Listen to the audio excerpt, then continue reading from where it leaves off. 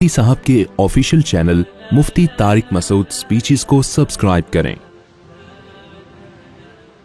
الحمد لله نحمده ونستعينه ونستغفره ونؤمن به ونتوكل عليه ونعوذ بالله من شرور أنفسنا ومن سيئات أعمالنا من يهده الله فلا مضل له ومن يضلل فلا هادي له ونشهد أن لا إله إلا الله وحده لا شريك له ونشهد أن محمدًا عبده ورسوله صلى الله تعالى عليه وعلى آله وأصحابه وبارك وسلم تسليمًا كثيرًا أما بعد فأعوذ بالله من الشيطان الرجيم بسم الله الرحمن الرحيم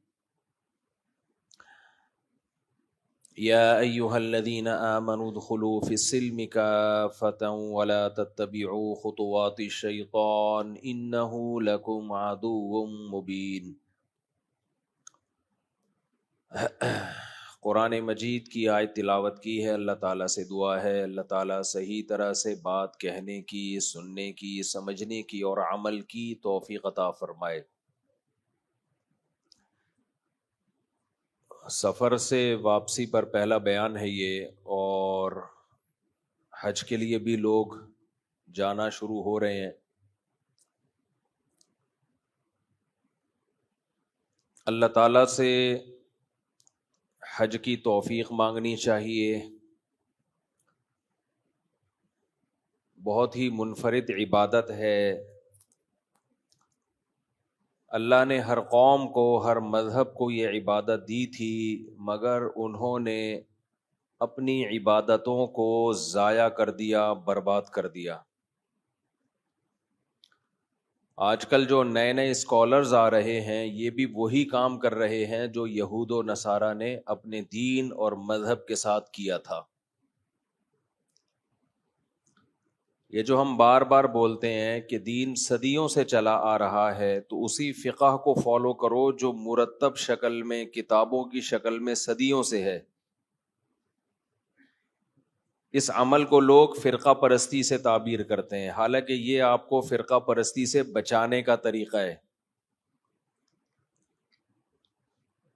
کیونکہ اگر آپ اس کو فالو نہیں کرو گے تو نئے نئے اسکالر قرآن و حدیث کے نام پہ آپ کو بے وقوف بناتے رہیں گے، اپنی تحقیقات آپ کو پہناتے رہیں گے اور آپ پہنتے رہو گے۔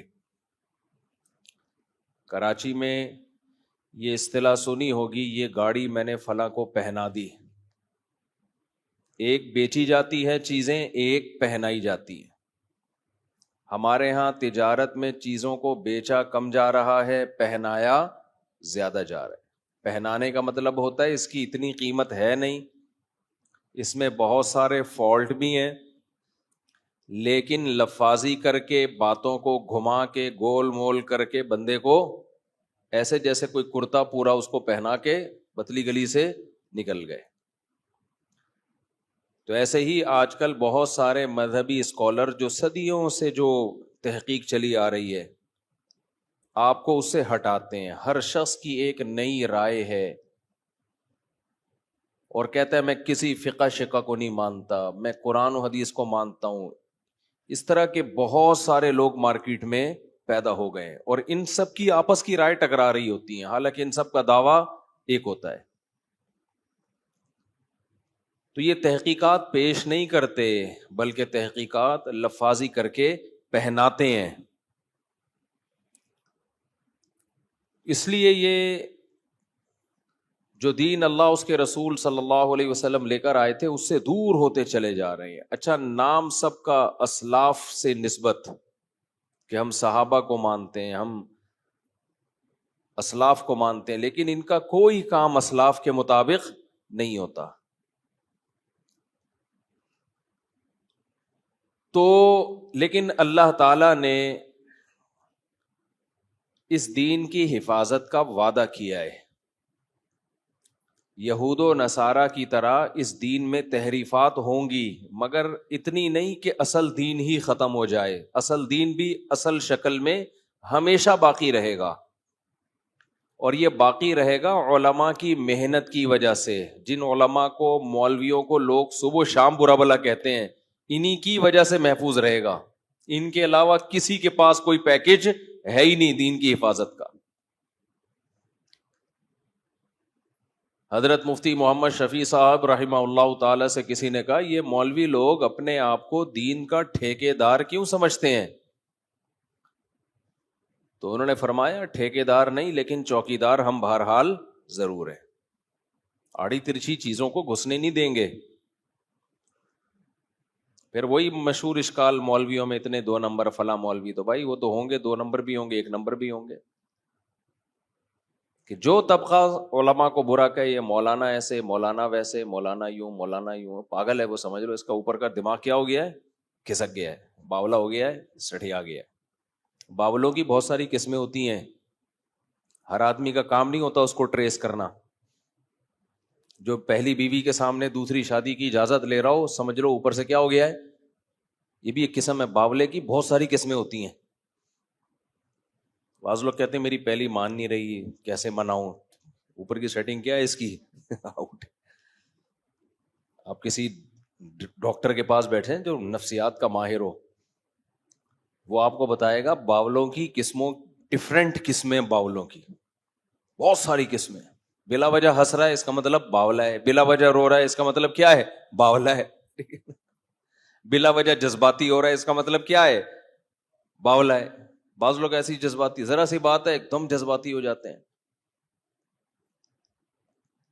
تو یہ سب ایب نارملٹی کی علامتیں. تو جو کہہ رہے ہیں نا مولوی ایسے ہوتے ہیں, مولوی 2 نمبر ہوتے ہیں, ارے بھائی ایک طرف تو اسلام کو مانتا بھی ہے کہ اسلام برحق مذہب ہے, نبی کو آخری نبی بھی مانتا ہے, اور یہ بات بھی تو مانتا ہے کہ یہ دین ہمیشہ رہے گا. پھر اگر مولوی ہی غلط ہو گئے جو دین کو پڑھتے ہیں, تو کون ٹھیک کرے گا؟ دنیا میں کبھی ایسا ہوا کہ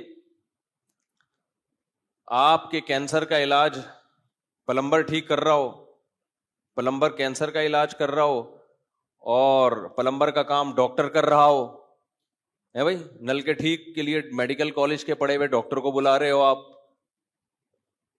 چاند پہ بھیجنے کے لیے آپ گلی کے جھاڑو دینے والا ہے اس سے رابطہ کر رہے ہو, تو یہ تو قیامت وقت سے پہلے آئے گی کہ نہیں آئے گی؟ تو اگر دین سیکھنے کے لیے مولوی غلط ہو گئے تو ڈاکٹر انجینئرز تمہیں دین سکھائیں گے؟ تو جو اس طرح کی باتیں کر رہے ہیں تو یہ سمجھ لو کیا ہو گئے ہیں, یہ پاگل ہو گئے ہیں, باولے ہو گئے ہیں. اب میں نے بات تو حج پہ کرنی ہے, لیکن تھوڑی سی 2-4 باتیں دائیں بائیں کیا کریں, اب سفر سے واپس آئے نا, امریکہ سے آئے ہیں, کوئی مذاق بات تھوڑی ہے, امریکہ سے آئے ہیں بھائی. تو پاناما بھی گئے تھے. تو یہ جو تانے لگ رہے ہیں نا, یہ مولوی ہی ہیں جو حج محفوظ ہے, ورنہ جو اسکالرز تھے نا انہوں نے بیڑا غرق کر دینا تھا اب تک. ایکچولی کر کے نا قربانی محفوظ ہے مولویوں کی وجہ سے, ورنہ یہ قربانی یہود و نصارہ میں بھی تھی, انہوں نے بھی تحریفات کر کے نا بیڑا ہی غرق کر دیا. قربانی کی عبادت ہی ان کی مارکیٹ سے شارٹ.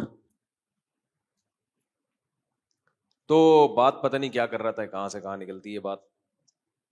نہیں, حج پہ تو بات تھی, ابھی وہ تو آؤں گا انشاءاللہ, میں حج پہ بھی آؤں گا. اصل جو بات میں لے کے چلا تھا نا, کہ 2 نمبر 1 نمبر, تو اگر کام ڈاکٹر کرنا شروع کر دیں تو کام سارا کیا ہو جائے گا, دین سیکھنا آپ ان سے شروع کر دیں تو بیڑا غرق ہو جائے گا. ہاں, ایک اعتراض آج کل بہت زیادہ مولویوں پہ کیا جاتا ہے. میں امریکہ میں تھا تو وہاں بھی یہ اعتراض کیا جا رہا تھا, چھپڑ پہ لے جا کے نا لوگ, کہ نظام کی تبدیلی کی بات کرو, سسٹم کی تبدیلی کی بات کرو. میں نے کہا اتنی کٹ لگے گی نا تمہیں یہاں پہ سسٹم کی تبدیلی, تم یہ بات کسی وکیل کے یا وہاں کے کسی بڑے کے سامنے جا کے بات کرو, اور یہ نوجوانوں کو خراب نہ کرو جو مشکلوں سے ویزے لے لے کے یہاں کھانے کمانے کے لیے پہنچے ہیں. یہ جتنے لوگ سسٹم کی تبدیلی کی بات کر رہے ہیں, ان سے پوچھا کرو اس تبدیلی کا پیکج کیا ہے آپ کے پاس.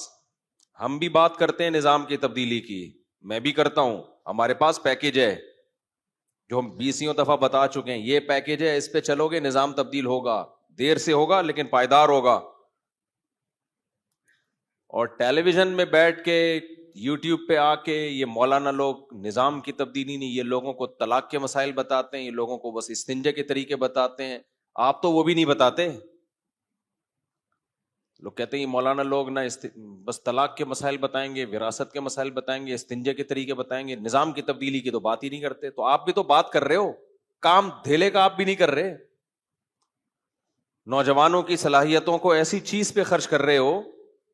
اب جب ایجنسیاں پکڑتی ہیں, حکومتیں ان پہ چھاپے ڈالتی ہیں, خود مارکیٹ سے شارٹ. تو خوب سمجھ لو, نظام کی تبدیلی کی یقیناً کوشش کرنی چاہیے, پائیدار کوشش, وہ کوشش جس کا کوئی آؤٹ پٹ بھی ہو, جس میں خالی پیلی کی ہوائی باتیں نہ ہو. تو اور علماء وہ کر رہے ہیں, ہمیشہ سے علماء نہیں کی ہے, آج بھی کریں گے تو علماء کریں گے, ان کے دست و بازو بنو آپ. اچھا خیر, ہم کہیں اور نکل گئے. تو میں عرض کر رہا تھا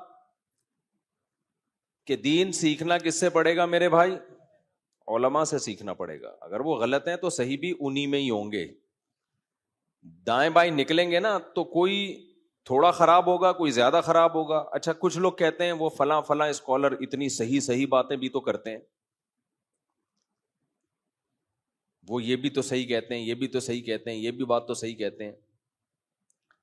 دیکھو ساری غلط باتیں دنیا میں مرزا غلام احمد قادیانی نے بھی نہیں کی ہوں گی.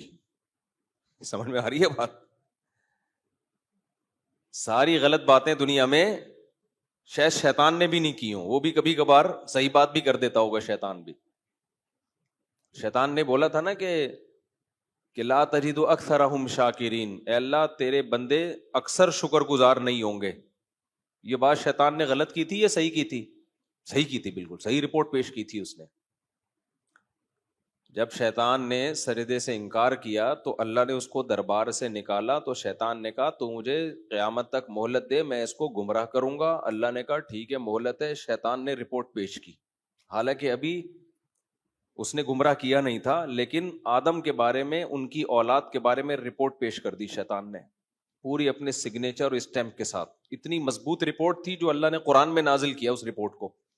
وہ رپورٹ شیطان نے یہ پیش کی, وَلَا تَجِدُ أَكْثَرَهُمْ شَاكِرِينَ, اے اللہ یہ تیرا کھائیں گے, تیرا دیا ہوا پہنیں گے, تیری نعمتوں سے صبح و شام لطف اندوز ہوں گے, لیکن مان کے تیری نہیں چلیں گے. اکثر, 100% نہیں, اکثر.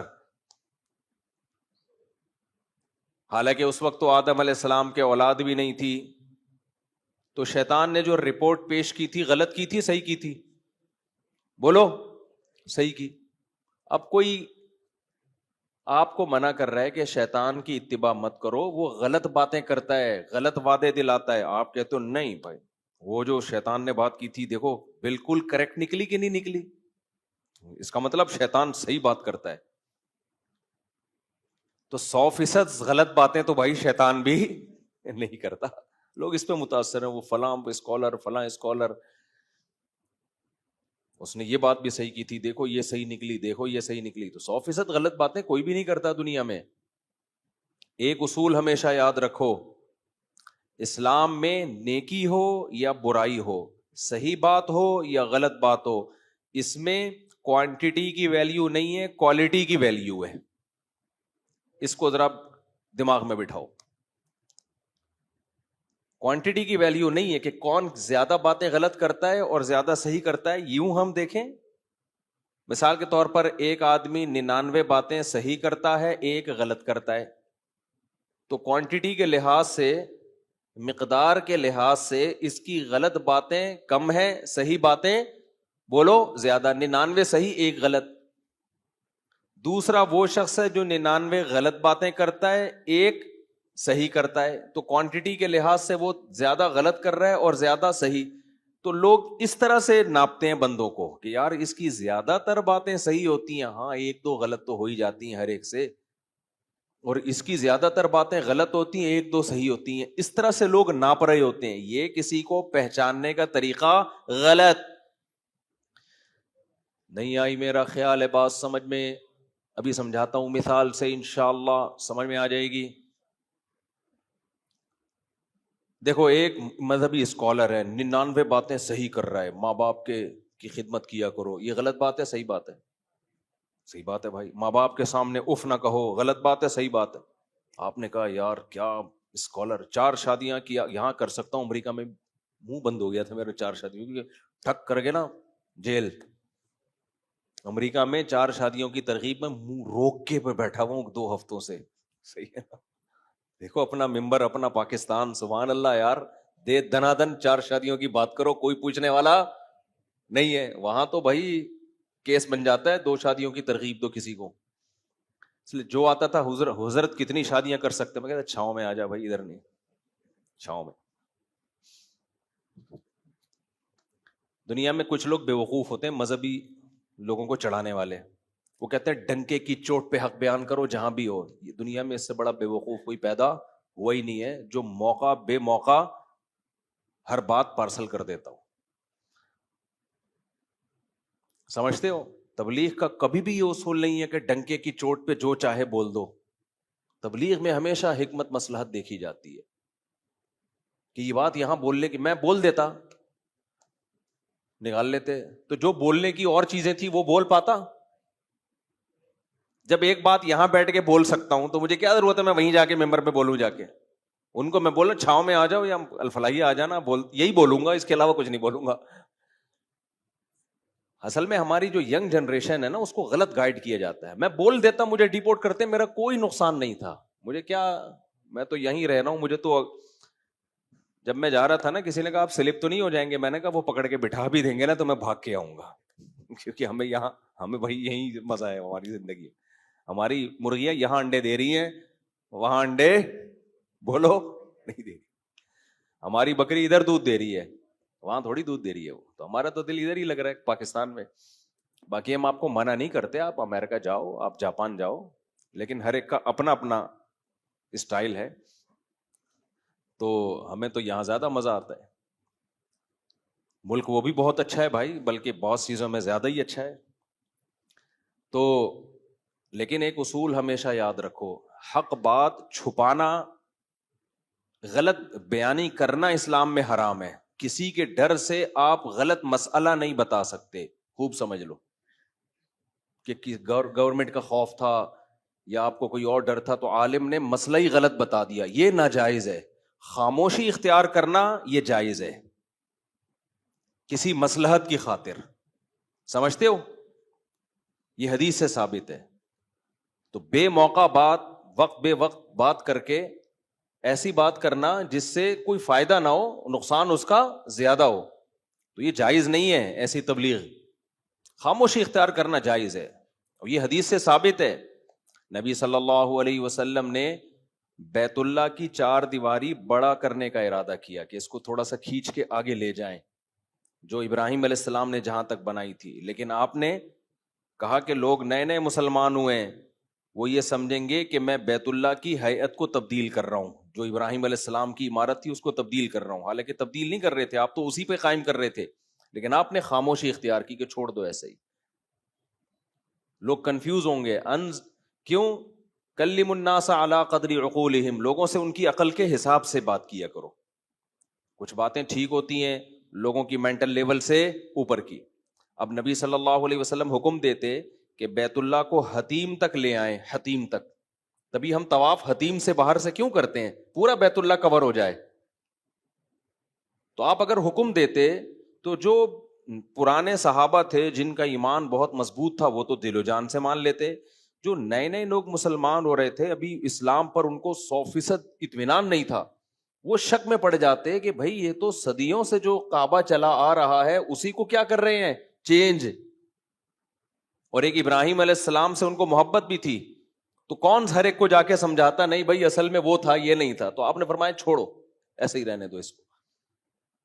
کیوں؟ طواف جو ہے وہ تو پھر بھی ہو ہی رہا ہے نا، پورا وہ تو مکمل ہو رہا ہے، کوئی شرعی مسئلہ تھوڑی اس سے فرق پڑ رہا ہے اس سے۔ آج تبلیغ میں اس بات کا لوگ خیال نہیں کرتے کون سی بات کدھر کہنے کی ہے اور کون سی بات میں کہاں خاموش رہنا. آپ باپ کو تبلیغ کرنا شروع کر دو, ابا یہ کیا کرو, ابا یہ کیا کرو, ابا کو غصہ آ رہا ہے تو کیا کہا جائے گا؟ بھائی آپ چپ ہو جاؤ. باپ کو تبلیغ کرنا اس اسٹائل میں آپ کے ذمے نہیں ہے. اب وہ کہے میں حق تو بیان کروں گا چاہے کچھ بھی ہو, ڈنکے کی چوٹ پہ بیان کروں گا, تو ڈنکے کی چوٹ پہ تیرا سر پہ چوٹ لگے گی, تیرے ابا کا ڈنڈا لگے گا, اس کے بعد تو کچھ بیان کرنے کے قابل نہیں رہے گا.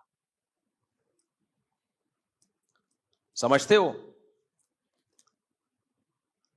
ہاں, اس میں یہ ضرور ہے کہ مصلحت میں اور بزدلی میں تھوڑا سا فرق ہے. بعض دفعہ بزدلی کی وجہ سے انسان خاموش ہوتا ہے, اس کو مصلحت کا نام دے رہا ہوتا ہے, اور بعض دفعہ مصلحت کی وجہ سے خاموش ہو رہا ہوتا ہے, لوگ جو اس سے دشمن ہیں وہ اس کو بزدلی کا نام دے رہے ہوتے ہیں. دونوں میں بڑا فرق ہے, سمجھتے ہو؟ بزدلی کی بیس پہ خاموش رہنے کی اجازت نہیں ہے, مصلحت کی بیس پہ خاموش رہنے کی اجازت ہے. بزدل کا مطلب ڈرتا ہے کہ میرے ساتھ یہ نہ ہو جائے, میرے ساتھ یہ نہ ہو جائے, مجھے یوں نہ کر دیا جائے, مجھے یوں نہ. یہ تو جائز نہیں ہے. ایک ہے مصلحت کہ جو کام آپ کر سکتے ہیں اس سے بھی محروم ہو جاؤ گے تو اس سے نقصان دین کو ہوگا. جیسے نبی صلی اللہ علیہ وسلم اگر حکم دیتے کہ نہیں بھائی دیوار کو بڑھا دو, ہم کسی سے نہیں ڈرتے, بھائی بات ڈرنے کی نہیں ہے. جو نئے نئے لوگ اسلام قبول کر رہے ہیں ان کا دین داؤ پہ لگ جائے گا, اس سے نقصان کس کو ہوگا؟ اسلام کو ہوگا.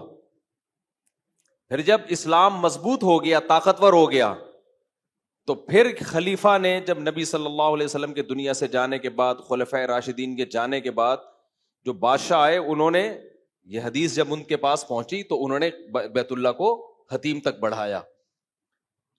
وہی فتنہ ہوا کہ کچھ لوگوں نے کہا نبی کے دور میں نہیں تھا, اب صحیح حدیث دکھا رہے ہیں ان کو, انہوں نے کہا بھائی نبی کے دور میں نہیں تھا, انہوں نے گرا دیا. پھر کوئی بڑھا رہا ہے, کوئی گرا رہا ہے.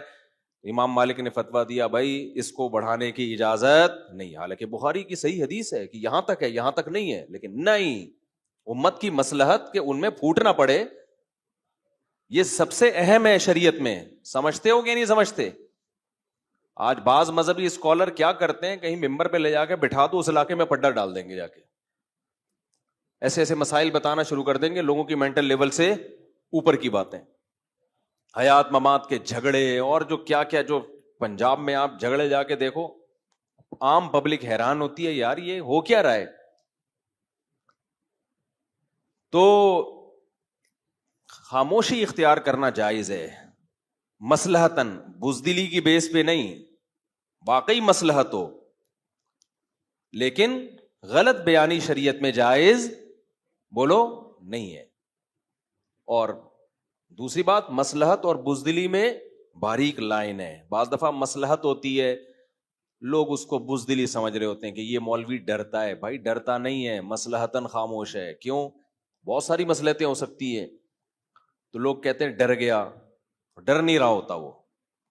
اور بعض دفعہ ڈر رہا ہوتا ہے, اس کو نام کیا دے رہا ہوتا ہے؟ مصلحت کا. یہ بھی ہوتا ہے, اصل میں جو ڈر رہا ہے تو نام اس کو مصلحت کا دے رہا ہوتا ہے. تو یہ فرق کرنا صاحب حکمت کا کام ہوتا ہے. تبھی اللہ تعالیٰ نے قرآن میں جس نعمت کو سب سے بڑی نعمت قرار دیا ہے نا, وہ ہے حکمت.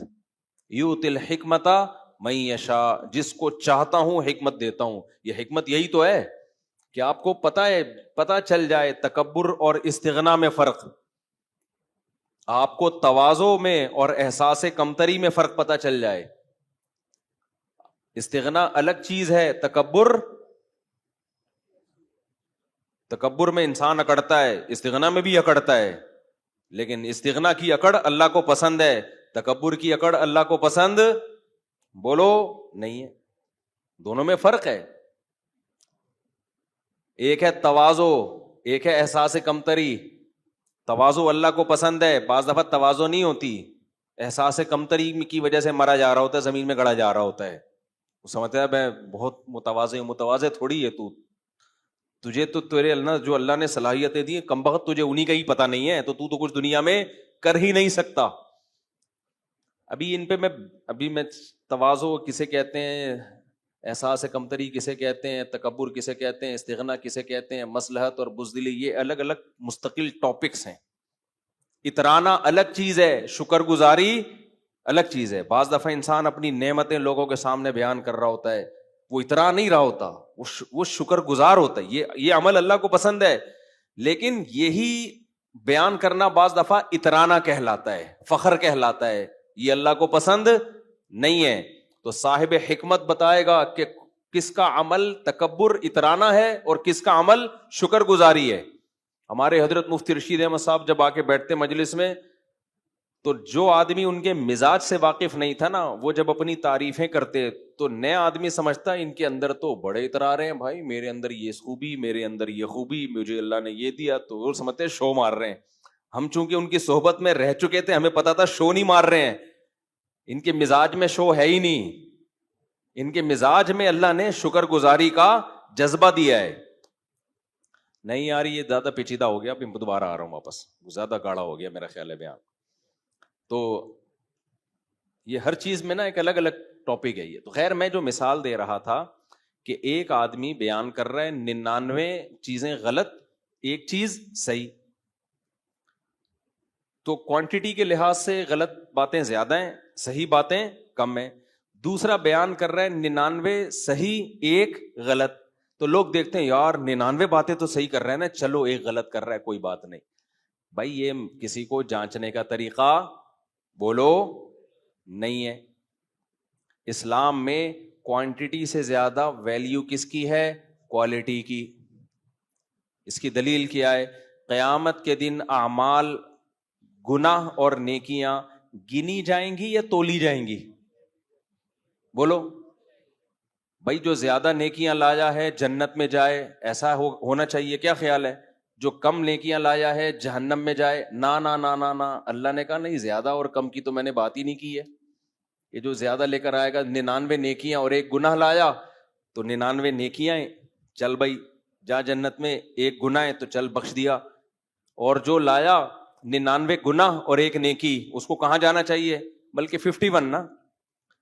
بھائی اللہ میاں یوں فرما دیتے کہ جو زیادہ نیکیاں لائے گا وہ جنت میں, جو زیادہ برائیاں لائے گا وہ کہاں؟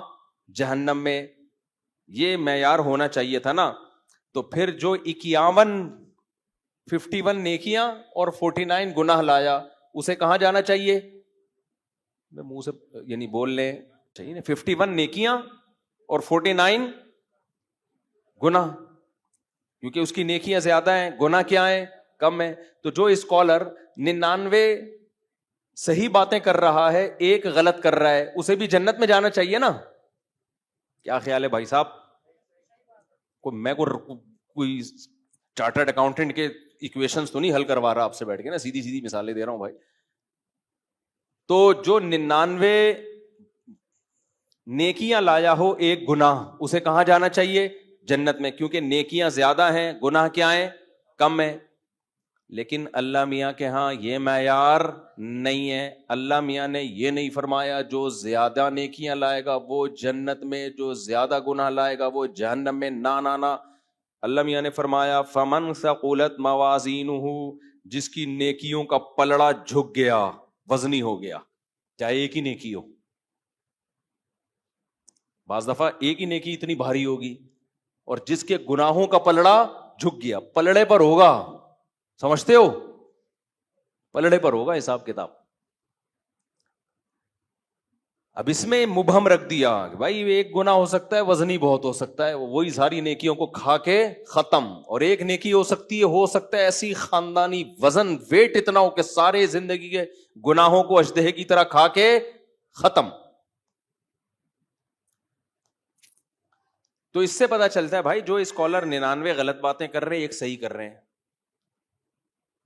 تو اس کا مقابلہ اس سے نہیں کرانا جو 99 صحیح کر رہا ہے ایک غلط. نا نا نا, دیکھنا ہے کہ وہ جو ایک غلط ہے اس کا ویٹ کتنا ہے. اگر 99 صحیح ہے ایک غلط ہے, لیکن وہ غلط بہت وزنی ہے, تو وہ ایک غلط بھی اس اسکالر کے گمراہ ہونے کے لیے کافی ہے. اب میں مثال سے سمجھاتا ہوں. مثال کے طور پر آپ نے یوٹیوب پہ کسی اسکالر کو دیکھا, کہہ رہے ماں باپ کے سامنے اف نہ کرو. آپ نے کہا یار یہ اسکالر یہ بات کیا کرتا ہے, بالکل ٹھیک, زبردست بات کی. بیوی سے محبت کرو, غلط ہے صحیح ہے؟ یار یہ ہمیشہ میاں بیوی کے حقوق پر اچھی بات کرتا ہے. عورت کو کہتا ہے کہ شوہر کی اطاعت کرو, شوہر کو کہتا ہے بیوی سے محبت کرو. زبردست, خاندانی ہو گیا. حج کیا کرو، عمرہ کیا کرو، نماز پڑھا کرو، زکوٰۃ. یار ساری باتیں تو صحیح ہیں، مولوی پتہ نہیں اس کے پیچھے کیوں پڑ گئے ہیں. ایک بات وہ صرف غلط کرتا ہے، وہ یہ کہ اللہ کے سوا کسی اور کو بھی پکارا کرو. بھائی یا اللہ مدد کے ساتھ یا رسول اللہ مدد بھی چلتا ہے. بھائی اگر تم نے اللہ میاں کے یعنی بیت اللہ کو سجدہ کر لیا ٹھیک ہے، کبھی قبر کو بھی کر لیا تو اتنا برا نہیں ہے جتنا یہ وہابڑوں نے پھیلایا ہوا ہے. اتنا بھی برا نہیں ہے. وہابیوں کی سپرلیٹو ڈگری ہے وہابڑے، کیونکہ میں تو کمنٹس میں دیکھ رہا ہوتا ہوں نا. ہمیں جہاں بہت سے لوگ اپریشیٹ کر رہے ہوتے ہیں، بہت سے پتہ نہیں کیا کیا بھی کر رہے ہوتے ہیں. تو یہ وہابڑوں کو کیا پتا. تو اگر کسی نے کر لیا تو کیا ہو گیا اس میں؟ تو بھائی یہ بات تو ایک غلط کی ہے، لیکن یہ اتنی غلط ہے، اتنی وزنی ہے کہ یہ کسی کے گمراہ ہونے کے لیے بولو کافی ہے. یہ اتنا کافی ہے کہ اس کو سننا چھوڑ دو ورنہ بیڑا غرق ہو جائے گا تمہارا. کیونکہ یہ مسئلہ تو اللہ نے قرآن و سنت میں اتنی وضاحت سے بیان کر دیا ہے کہ اگر کوئی یہ بات کرتا ہے اس کا مطلب الحم سے لے کے والناس تک قرآن کا ایک حرف بھی اس کی سمجھ میں نہیں آیا تو یہ تمہیں نکاح طلاق کے مسائل کہاں سے بتائے گا؟ وہ ہو سکتا ہے چوری کر کر کے دوسروں کی کتابیں دیکھ کے بتا رہا ہو، جس کی اتنی تحقیق نہیں ہے کہ ایاک نعبد و ایاک نستعین، اے اللہ ہم تیری ہی عبادت کرتے ہیں، تجھی سے مدد طلب. اس کو اس کا مطلب نہیں آتا تو کیا کرنا کیا ہے پھر اس کا؟ ہم نے نہیں آئی بات تو پھر تو یہ باتیں تو بھی سبھی کر لیتے ہیں. یہ کون سا تیر مار لیا اس نے؟ اتنے بڑے مسئلے میں جس نے تحقیق میں غلطی کر لی تو نکاح طلاق کے مسائل میں کہاں سے صحیح بات کرے گا؟ اگر وہ کر رہا ہے تو علماء کی کتابوں سے چوری کر کے کر رہا ہے، اپنی تحقیق نہیں ہے. محقق ہوتا تو توحید کے مسئلے میں اتنی بڑی ڈنڈی نہ مارتا. نہیں آ رہی میرا خیال ہے بات سمجھ میں؟ ہم غامدی صاحب کے کیوں خلاف ہیں؟ غامدی صاحب بھی بہت ساری باتیں ٹھیک بھی کرتے ہیں، لیکن جو غلط کرتے ہیں نا وہ اتنی غلط ہوتی ہیں کہ ہماری درجہ اولا کے بچے کو پتا ہے کہ غلط ترجمہ ہو رہی ہے. سمجھ رہے ہو کہ نہیں سمجھ رہے؟ یہ محترم ڈنڈی مار رہے ہیں ترجمے میں. حضرت عیسیٰ کی حیات کا انکار کہ حضرت عیسیٰ آسمانوں پہ زندہ ہیں، یہ غلطی ایک ہے، اس کا وزن بہت زیادہ ہے. کیونکہ آپ سارے صحابہ کو، تابعین، تبع تابعین، چاروں ائمہ، محدثین، فقہا سب کو سمجھ رہے، ان کو قرآن و سنت کا پتہ تھا ہی نہیں. اب ہمیں پتہ چلا ہے قرآن و سنت کیا ہے. یہ غلطی ایک ہے، لیکن یہ آپ کی علمی حیثیت کو 2% کی اس نے نہیں چھوڑا. آپ کو یہ بتا دیا کہ آپ کی تحقیق 2% کی بھی نہیں ہے، کچھ بھی نہیں آتا آپ کو. باقی جو صحیح باتیں آپ کر رہے ہیں وہ تو سارے کر رہے ہیں، تو آپ بھی کر لو ٹھیک ہے. کیا کون سا آپ نے کوئی تیر مار لیا اس میں؟ نہیں آ رہی میرا خیال ہے بات. عیسیٰ علیہ الصلوۃ والسلام کے بارے میں اجماع امت کیا ہے؟ حضرت عیسیٰ آسمانوں پہ زندہ ہیں. اب ہم جب اس میں سختی کرتے ہیں نا کہ یہ مسئلہ اجماعی ہے، غامدی صاحب نے جو اس کی مخالفت کی ہے غلط ہے، تو لوگ کہتے ہیں دیکھو غامدی صاحب کتنی محبت سے سمجھاتے ہیں اور یہ مولوی کیسے جذباتی ہوتے ہیں. کیونکہ ہمیں اس مسئلے کے ویٹ کا اندازہ ہے، اس لیے جذباتی ہوتے ہیں. وزن کا اندازہ ہے. جس نے تھوڑا سا بھی قرآن پڑھا ہو، حدیث پڑھی ہو، اس کو اس مسئلے کے ویٹ کا بولو اندازہ ہے کہ یہ کتنا وزنی ہے. اتنا ہلکا نہیں ہے جیسے آپ نے اڑا دیا اس کو ایکچولی کر کے. نہیں آئی میرا خیال ہے بات. یہ تو اجماعی عقیدہ ہے بھائی، اور قرآن کہہ رہے جو اجماع امت کے خلاف چلے گا نولیہ ما تولا، جہاں جا رہے ہیں ہم جانے دیں گے اس کو. یہ بڑی سخت دھمکی ہے. پھر اس کی کوئی لگام نہیں ہوگی، بے لگام اونٹ کی طرح چلتا رہے گا. پھر وہ اتنا غلط ترجمہ، اتنا توڑا موڑا ہے آیت کو. اب جن کو نہیں آتا ترجمہ وہ تو کہیں گے کہ یار تحقیق ہے. جنہوں نے پڑھا ہوا ہے وہ کہیں گے بھائی آپ چھوٹی غلطی کر لیتے یار، رفع الیدین کے مسئلے میں کر لیتے، زور سے آمین آہستہ آمین، یہ جھگڑے چل رہے ہیں ہمیشہ سے، کر لیتے. اتنے بڑے مسئلے میں آپ نے اتنا بڑا بلنڈر مارا. جیسے انجینئر علی مرزا نے آیت کا ترجمہ غلط کیا نا، خلا والی آیت کا. پوری امت کا اجماع ایک طرف ہے اور آپ نے کہہ دیا عورت کو بھی عدالت سے ڈیورس کا حق ہے جس طرح مرد کو طلاق دینے کا حق ہے. تو یہ چھوٹا مسئلہ نہیں ہے جو انجینئر سے جو غلطی ہوئی ہے نا. یہ ویٹ کیا ہے؟ یہ بہت وزنی ویٹ ہے. آپ نے جو غلطی کی ہے وہ کام کیا جو یہود و نصارہ میں بھی نہیں تھا. آسمانی مذاہب میں ہمیشہ سے نکاح ختم کرنے کا اختیار مرد کے پاس ہوتا ہے، ہمیشہ سے. یہ تو اب سیکولر لبرل حکومتوں نے آ کے عورت کو اختیارات دیے ہیں. تو یہ مسئلہ ایک ہے، لیکن یہ آپ کی علمی شخصیت کو 2% کا نہیں چھوڑتا. اس سے پتہ چلتا ہے آپ کی علم کی حیثیت 2% کی نہیں ہے. پتہ ہی نہیں آپ کو قرآن و سنت میں لکھا ہوا کیا ہے، تو آپ باقی مسائل میں جو پیچیدہ ہیں ان میں کیا تحقیق کرو گے؟ تو بعض دفعہ مسئلہ ایک ہوتا ہے، وزن اس کا بولو بہت ہیوی ہوتا ہے. یہ جو کہتے ہیں نا، انجینئر صاحب نے 20 دفعہ یہ دعویٰ کیا ہے کہ عورت کو بھی ڈیورس کا حق ہے، یعنی خلا کے ذریعے جس طرح مرد کو حق ہے. یہ لطیفہ ہے، یہ لطیفہ جس کو تھوڑا سا قرآن و سنت کا علم ہے. اتنا بڑا بلنڈر یار، پورا خاندانی نظام کی ایسی کی تیسی، اور آپ کو نہ بخاری کا پتا، نہ مسلم کا پتا، نہ اجماع امت کا پتا. تحقیق تو کر لیتے. تو اتنے بڑے بڑے بلنڈر ہوتے ہیں جس سے پتا چلتا ہے بھائی آپ جن مسئلوں پہ تحقیق پیش کر رہے ہو نا، وہ تحقیق بھی کیا ہو جاتی ہے؟ مشکوک، کہ وہی ہوگی پھر جو یہاں کیا ہے. تو اگر کوئی اسکالر 99 باتیں ٹھیک کر رہا ہے، ایک بات غلط کرتا ہے کہ قبر کو سردہ بھی جائز ہے، بھائی یہ بات تو ایک ہی ہے. پھر یہ نہیں کہہ سکتے اتنی صحیح باتوں میں اگر ایک غلط ہو گئی، بھائی وہ غلط، وہ یہ ایسا ہی ہے جیسے کوئی محقق ڈاکٹر ہو، 99 باتیں صحیح کر رہا ہو کہ جب سر میں درد ہوا کرے تو 2 گولی پیناڈول کھا لیا کرو. آپ نے کہا ویل ڈن، سارے ڈاکٹر یہ کہہ رہے ہیں، یار تحقیق ہے اس بندے کی. بھائی اگر زکام ہوا کرے تو جو شاندہ پی لیا کرو. واہ واہ واہ یار، زبردست ریسرچ ہے. اور پھر حوالے بھی دے رہا ہو، یہ تو فلاں کتاب میں لکھا ہے، فلاں کتاب میں. ایک دن آگے لمبی پھینک دی کہ جب آپ کو زکام ہوا کرے نا، گلا خراب ہوا کرے، تو املی کا اچار سرکہ ڈال کے کھایا کرو. آئی بات سمجھ؟ وزن کم کرنا ہو تو کولڈ ڈرنک پیا کرو.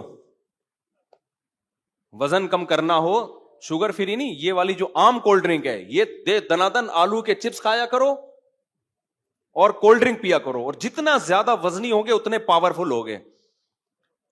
غلطی تو ایک ہے میرے بھائی، لیکن ڈاکٹروں کی نظر میں اس ڈاکٹر کی 2% کی ویلیو رہے گی نہیں اس غلطی کے بعد. کہیں گے پھینکو ایک نمبر کا. بھائی اس کو تو کچھ بھی نہیں پتا یار. عوام تو کہہ رہی ہوگی تحقیق لایا ہے. بھائی کیا لایا ہے؟ اب تک ڈاکٹر منجن بیچ رہے تھے، کولڈ ڈرنک والوں سے دشمنی تھی، اصل میں اپنا منجن بیچنا تھا. ویٹ کم کرنا ہے اور کیٹو ڈائٹ اور فلانی ڈائٹ اور یہ ڈائٹ اور لو کارب. اصل میں ڈاکٹروں کا منجن اس نے دکان بند کر دی نا. ہم خام خام کھانے سے اتنی لذتوں سے ہمیں پراٹھے کھا رہے تھے مفتی صاحب کے بیان سن کے، وہ ساری چیزوں سے ڈاکٹروں نے محروم کر دیا. یہ بندہ ہے حق پرست. تو عوام تو کہے گی، لیکن ڈاکٹروں کی نظر میں اس ڈاکٹر کی ویلیو 2% کی بھی نہیں رہے گی. جو 99 صحیح باتیں ہیں نا، ڈاکٹر کہیں گے یہ بھی لگتا ہے اس کی نہیں ہے، یہ ہماری کتابیں چوری کر کر کے مارکیٹ میں لایا ہے، یہ اپنی نہیں ہے کوئی تحقیق. کیونکہ تحقیق ہوتی تو اتنی بڑا بلنڈر تو نہ مارتا یار. لوگوں کو موٹا کر رہا ہے کہ لمبائی چوڑائی برابر ہو جائے، آپ کی گردن کا پتہ ہی نہیں چلے گئی کہاں. زیادہ بڑھتا ہے نا ویٹ تو پتہ ہی نہیں چل رہا ہوتا گردن ہے بھی کہ یا کیا رکھا ہوا ہے. یہ بہت زیادہ جب بڑھ جاتا ہے اور وہ کہہ رہے کہ اور کھاؤ اور ان ڈاکٹروں کی باتوں میں مت آؤ. بھائی غلطی تو ایک ہے، لیکن یہ ایک غلطی آپ کی ساری تحقیق پر اعتماد، یہ وہ غلطی نہیں جو ابو حنیفہ یا امام شافعی سے ہوا کرتی ہے، جو اجتہادی غلطی. یہ تو بھائی اس کا مطلب آپ کو پتہ ہی نہیں ہے. تو کچھ مسائل اجماعی ہیں، قرآن و سنت نے 2 اور 2 4 کی طرح بیان کر دیا ہے. توحید کا مسئلہ قرآن میں مبہم نہیں ہے، 2 اور 2 بولو 4 کی طرح ہے. عالم الغیب صرف اللہ کی ذات ہے، اللہ کے علاوہ نہ عطائی علم کسی کے پاس کلی، نہ ذاتی علم. یہ جو لوگ تعویل کرتے ہیں بھائی اللہ کے پاس، اللہ عالم الغیب ہے، سب کچھ پتا ہے اپنی، لیکن اپنی عطا سے اس نے نبی کو بھی سارا علم غیب دے دیا ہے. جو یہ باتیں کرتے ہیں قرآن کا ترجمہ ہی پڑھ لو بھائی. لو کنت اعلم الغیب لاستکثرت من الخیر. نبی کہتے ہیں، اللہ کہتے ہیں نبی سے کہ آپ کہہ دو کہ اگر میرے پاس غیب کا علم ہوتا، ما مسنی السوء، مجھے کبھی نقصان نہ ہوتا، کبھی بھی نقصان نہ ہوتا. تو چاہے وہ عطائی غیب ہو یا ذاتی ہو، اس سے کوئی فرق پڑا ہے؟ لوگ کہتے ہیں بھائی ہم جب کہتے ہیں نا نبی کے پاس بھی ما کانا یا وما یکونو ہر چیز کا علم ہے اور اللہ کے پاس بھی ہے، تو اللہ اور نبی کے علم میں فرق کیا ہو گیا؟ کہتے ہیں اللہ کے پاس تو خود سے ہے اور نبی کے پاس اللہ کے عطا کرنے سے ہے. بھائی جب عطا کرنے سے آ گیا تو اب نقصان تو نہیں ہونا چاہیے نا کوئی. لیکن نبی کہتے ہیں مجھے نقصان ہوتے ہیں اس کی یہ پتا ہے کہ بھائی میرے پاس اگر علم غیب ہوتا تو مجھے کل کا پتا ہوتا تو میں نقصان ہونا ہی نہ دیتا. ابراہیم علیہ السلام کو اگر پتا ہوتا کہ بچہ ذبح کر رہے ہیں نہیں ہوگا دمبا یا بکرا, تو یہ قربانی ہوتی. تو جو اتنی بڑی بڑی چیزوں کا انکار کر کے کہے کہ نبی کے پاس ما کانا یا وما یکون ہر چیز کا علم ہے, تو یہ آپ سے غلطی ایک ہوئی ہے, لیکن یہ اتنی وزنی ہے کہ آپ کی تحقیق پر اعتماد ختم کرنے کے لیے کافی ہے کہ بھئی آپ کو کخ بھی نہیں آتا قرآن و سنت کا, آپ قرآن و سنت کی تشریح کے علاوہ کوئی اور کام کرو, کائنڈلی آپ دوسری شادی کر لو, آپ یہ کام چھوڑ دو. آپ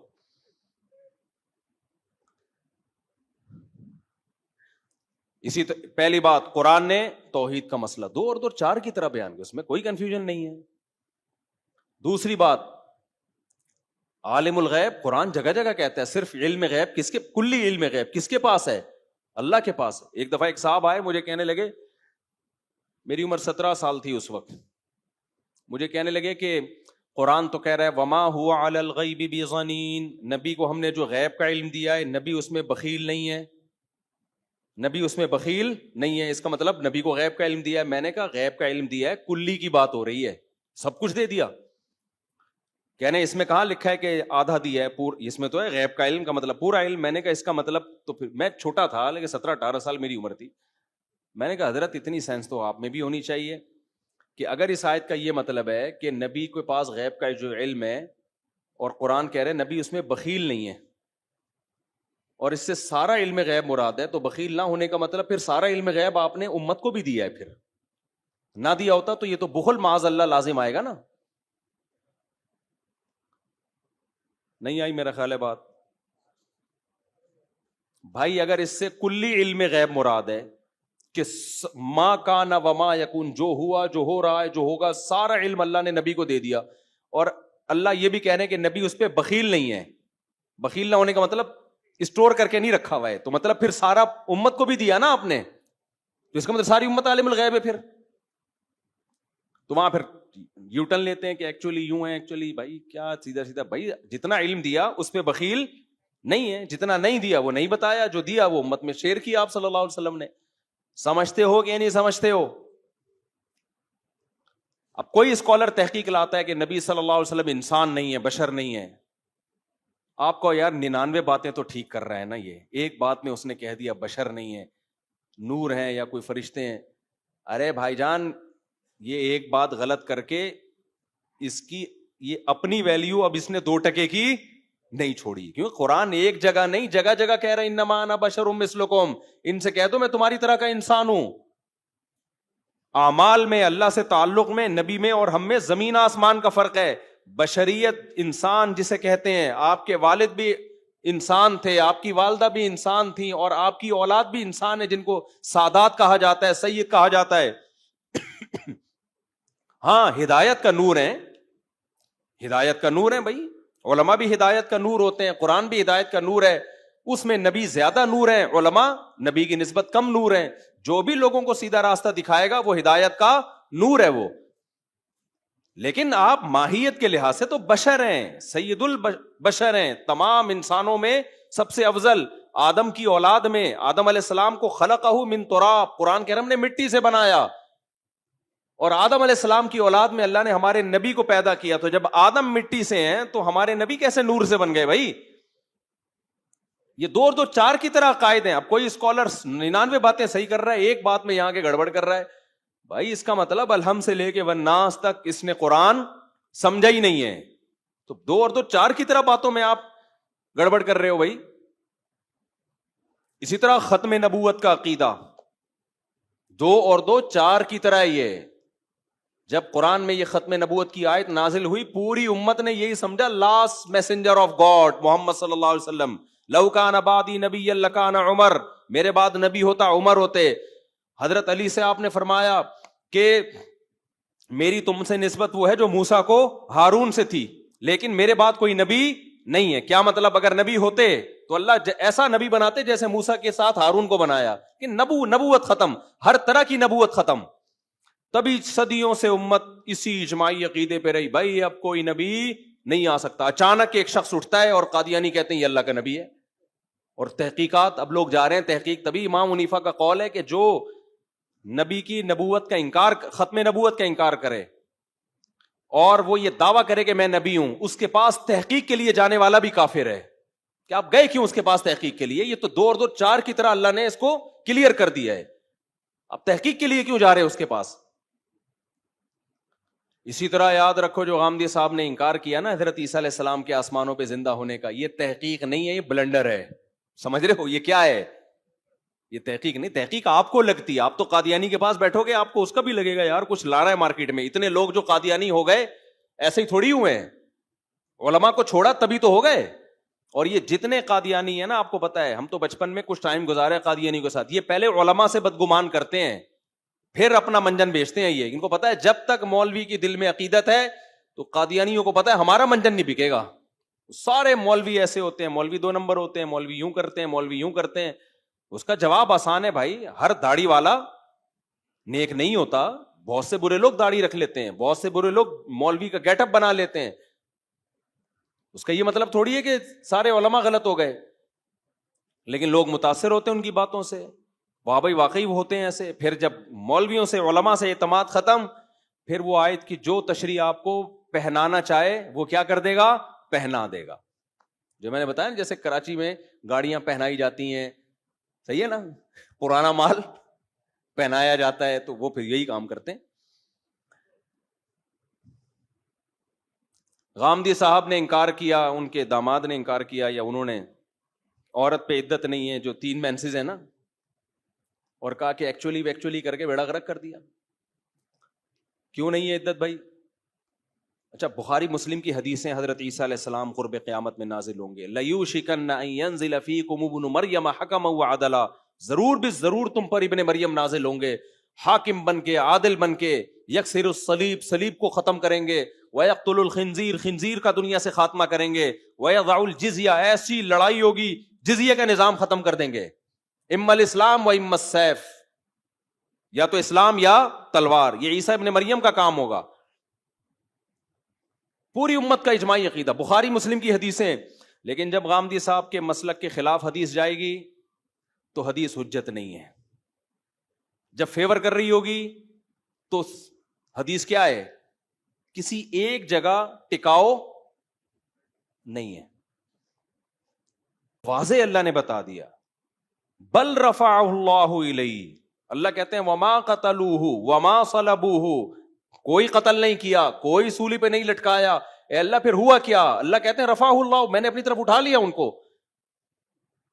اس کے بعد بھی کچھ نہیں، لیکن آپ دیکھو گھمایا انہوں نے. تو داڑھی کا انکار کر دیا. حدیث میں آتا ہے اعف اللحا، داڑیاں بڑھاؤ، رکھنے کا کہیں بھی نہیں ہے. تورات تک میں لکھا ہوا ہے داڑھی بڑھانے کا، آج بھی یہودی وہاں سے نہیں ہٹا سکے. امریکہ میں ہم نے یہودی دیکھے اتنی بڑی بڑی داڑھیوں والے. یہودی جو کام نہیں کر سکا، ہمارے اسکالر نے وہ کام. آپ نہ رکھو یار، بہت سارے کام آپ شریعت کے نہیں کر رہے، چینج تو نہیں کرو شریعت کو. کہہ دیا بڑے آرام سے، جی اس دور کا کلچر تھا، داڑھی تو سب رکھتے تھے. نبی نے فرمایا 10 چیزیں پیغمبروں کی فطرت ہیں، نیچر ہیں، جن میں ناخن کاٹنا. اب اس دور میں اگر ناخن کاٹنے کا کلچر تھا تو یہ تو نہیں کہ ناخن اس لیے بڑھانا کی اجازت دے دی جائے کہ اس دور میں کلچر تھا. 10 چیزیں پیغمبروں کی فطرت ہیں، جن میں آپ نے فرمایا بغلوں کے بال صاف کرنا، زیر ناف بال صاف کرنا، مونچھیں گھٹانا، داڑھی بڑھانا. اور آج بھی تورات میں لکھا ہوا ہے کہ موسیٰ علیہ السلام کو اللہ نے کوہ طور پہ بلایا اور موسیٰ سے کہا اپنی قوم کو کہہ دیں کہ داڑھی مت کاٹنا. تبھی آج بھی یہودی کیا کرتے ہیں؟ داڑیاں رکھتے ہیں. پادریوں کی ہم نے بچپن میں اتنی بڑی بڑی داڑیاں دیکھی ہیں، اب کٹانا شروع کر دی. یہودی اب تک نہیں کٹا رہا داڑھی. اور ہمارے یہاں اسکالر آ گئے کہ ایکچولی کر کے داڑھی واڑی نہیں ہے اسلام میں، کلچر تھا اس دور کا. تو یہ چھوٹا جرم نہیں ہے، یہ بلنڈر ہے. ٹھیک ہے نا، اس سے آپ کی باقی تحقیقات کی بھی کوئی ویلیو بولو نہیں رہتی. عدت کا انکار کر دیا. ان کے داماد نے یا انہوں نے خود، ابھی مجھے یاد نہیں، 2 سال پہلے، کہ جی وہ 3 مینسز قرآن نے بیان کیا نا، 3 مینسز. عورت کو جب طلاق ہوتی ہے تو جب تک 3 مینسز کمپلیٹلی گزر نہیں جاتے وہ کہیں اور شادی بولو نہیں کر سکتے. والمطلقات یتربصن بانفسہن 3 قروء. طلاق یافتہ عورتیں اپنے آپ کو روک کے رکھیں گی 3 حیض. امام شافعی کہتے ہیں 3 طہر، امام حنیفہ کہتے ہیں 3 حیض. قرء میں دونوں آتے ہیں لیکن تقریباً نتیجہ سیم ہی نکلتا ہے، تقریباً 3 مہینے بن جاتے ہیں. جو ہم سے پوچھا گیا کہ محترم اب صدیوں سے امت اس پر عمل کرتی آ رہی ہے، پوری 4 اماموں کا اجماع ہے اس پر. محترم سے پوچھا گیا، انہوں نے کہا بھائی اس زمانے میں چونکہ یہ پتہ چلانا بہت مشکل تھا کہ عورت پریگننٹ ہے یا نہیں ہے، تو طلاق کے بعد اس بات کا امکان تھا کہ کسی اور سے نکاح کرے اور اس کا بچہ اس کے کھاتے میں چلا جائے. تو اب پریگننسی چیک ہو سکتی ہے، لہذا اب وہ عدت کا وہی مسئلہ ہی ختم ہو گیا. یہ تحقیق نہیں ہے کہ آپ کہیں کہ اتنی باتیں ٹھیک ہے تو 2-4 اگر صحیح بھی ہو گئیں، یہ بلنڈر ہے. اگر اس کا مقصد صرف اور صرف نسب کی حفاظت ہوتا تو 1 حیض بھی اس کے لیے کافی تھا. تبھی باندی اگر کوئی شخص کسی دوسرے کو بیچ ڈالے تو دوسرے شخص کے لیے اس باندی سے جمع جائز نہیں ہے جب تک 1 حیض نہ گزر جائے. یہ نسب کی حفاظت کے لیے، تاکہ حیض گزرے گا پتہ چل جائے گا کہ بھائی اس کے پیٹ میں بچہ نہیں ہے. عورت جب پریگننٹ ہوتی ہے تو مینسز نہیں آتے، تو اس کے لیے تو اتنا بھی کافی تھا. اس کے باوجود شریعت نے کیا کیا ہے؟ 3 حیض. اور جب عورت کا شوہر مر جائے تو 4 مہینے 10 دن. یہ اس لیے علماء کہتے ہیں عدت کے حکام توقیفی ہیں. توقیفی کا مطلب ما وراء العقل، جیسے شریعت نے کہہ دیا ویسے عمل کرنا. اس کی لاجک علماء نے پیش کی ہے کہ شاید یہ لاجک امکان کے درجے میں ہے، لیکن اصل یہ کہ جیسے کہا ہے ویسے کرنا پڑے گا آپ کو، ورنہ کوئی بنتا نہیں ہے. اب دیکھو شوہر مر جائے، اگر پریگننسی ہے اسی وقت بچہ ہو جائے، شریعت کہتی ہے عدت ختم. نہ ہو تو 4 مہینے 10 دن. حالانکہ وہاں بھی مینسز پر رکھ دینا چاہیے تھا، بھائی 3 مینسز آئیں گے پتہ چل جائے گا، لیکن کہا کہ نہیں 4 مہینے 10 دن. اس میں کیا حکمت ہے اللہ ہی جانے. بہت ساری حکمتیں ہیں جو علماء نے بیان کی ہیں، لیکن ان حکمتوں پر حکم کا مدار نہیں ہے، مدار شرعی نصوص پر ہے. اور غامدی صاحب نے کیا بلنڈر کیا بہت بڑا، کہ کل جو ہے آپ کا پیپر ہے، رمضان کا روزہ ہے، آج آپ نے تیاری نہیں کی جا رہی روزہ رکھے تو آپ روزہ چھوڑ سکتے ہیں. یہ اجتہادی یا اختلاف نہیں کیا، یہ بلنڈر مارا ہے. یہ رمضان کے روزے کا انکار ہے جو اسلام کا رکن ہے. دلیل کیا دی ہے؟ بھائی سفر میں بھی تو اسی وجہ سے ہے نا کہ مشقت ہوتی ہے، ٹینشن ہوتی ہے. تو ٹھیک ہے بھائی، اگر ٹینشن ہو رہی ہے قوم کے مستقبل کے لیے. میں آپ سے ایک سوال پوچھتا ہوں، اگر سفر میں ٹینشن کی وجہ سے روزہ چھوڑنے کی اجازت ہے تو پھر جب ٹینشن نہ ہو تو رکھنا فرض ہونا چاہیے. کیا خیال ہے؟ بہت سے سفر میں غریب آدمی تو اس کو جہاز کے بزنس کلاس میں لے جاؤ، جس نے کبھی چنچی سے آگے کبھی سفر نہ کیا ہو وہ تو کہے گا بھائی یہ سفر ہی رہے ہمیشہ. جب کراچی میں یہ بسیں آئی ہیں نا، گرین بس، نئی 50 روپے ٹکٹ تھا، ایئر کنڈیشن بس تھی. اب تو میرا خیال ہے سب ٹوٹ ٹاٹ گیا ہوگا. اتنا عرصہ کراچی میں ہو نہیں سکتا کہ کوئی چیز تمیز سے چلے. اللہ کرے چل رہی ہے، اے سی بھی لگا ہوا ہے اس میں، سب سیٹ. قیامت کی علامت ہے،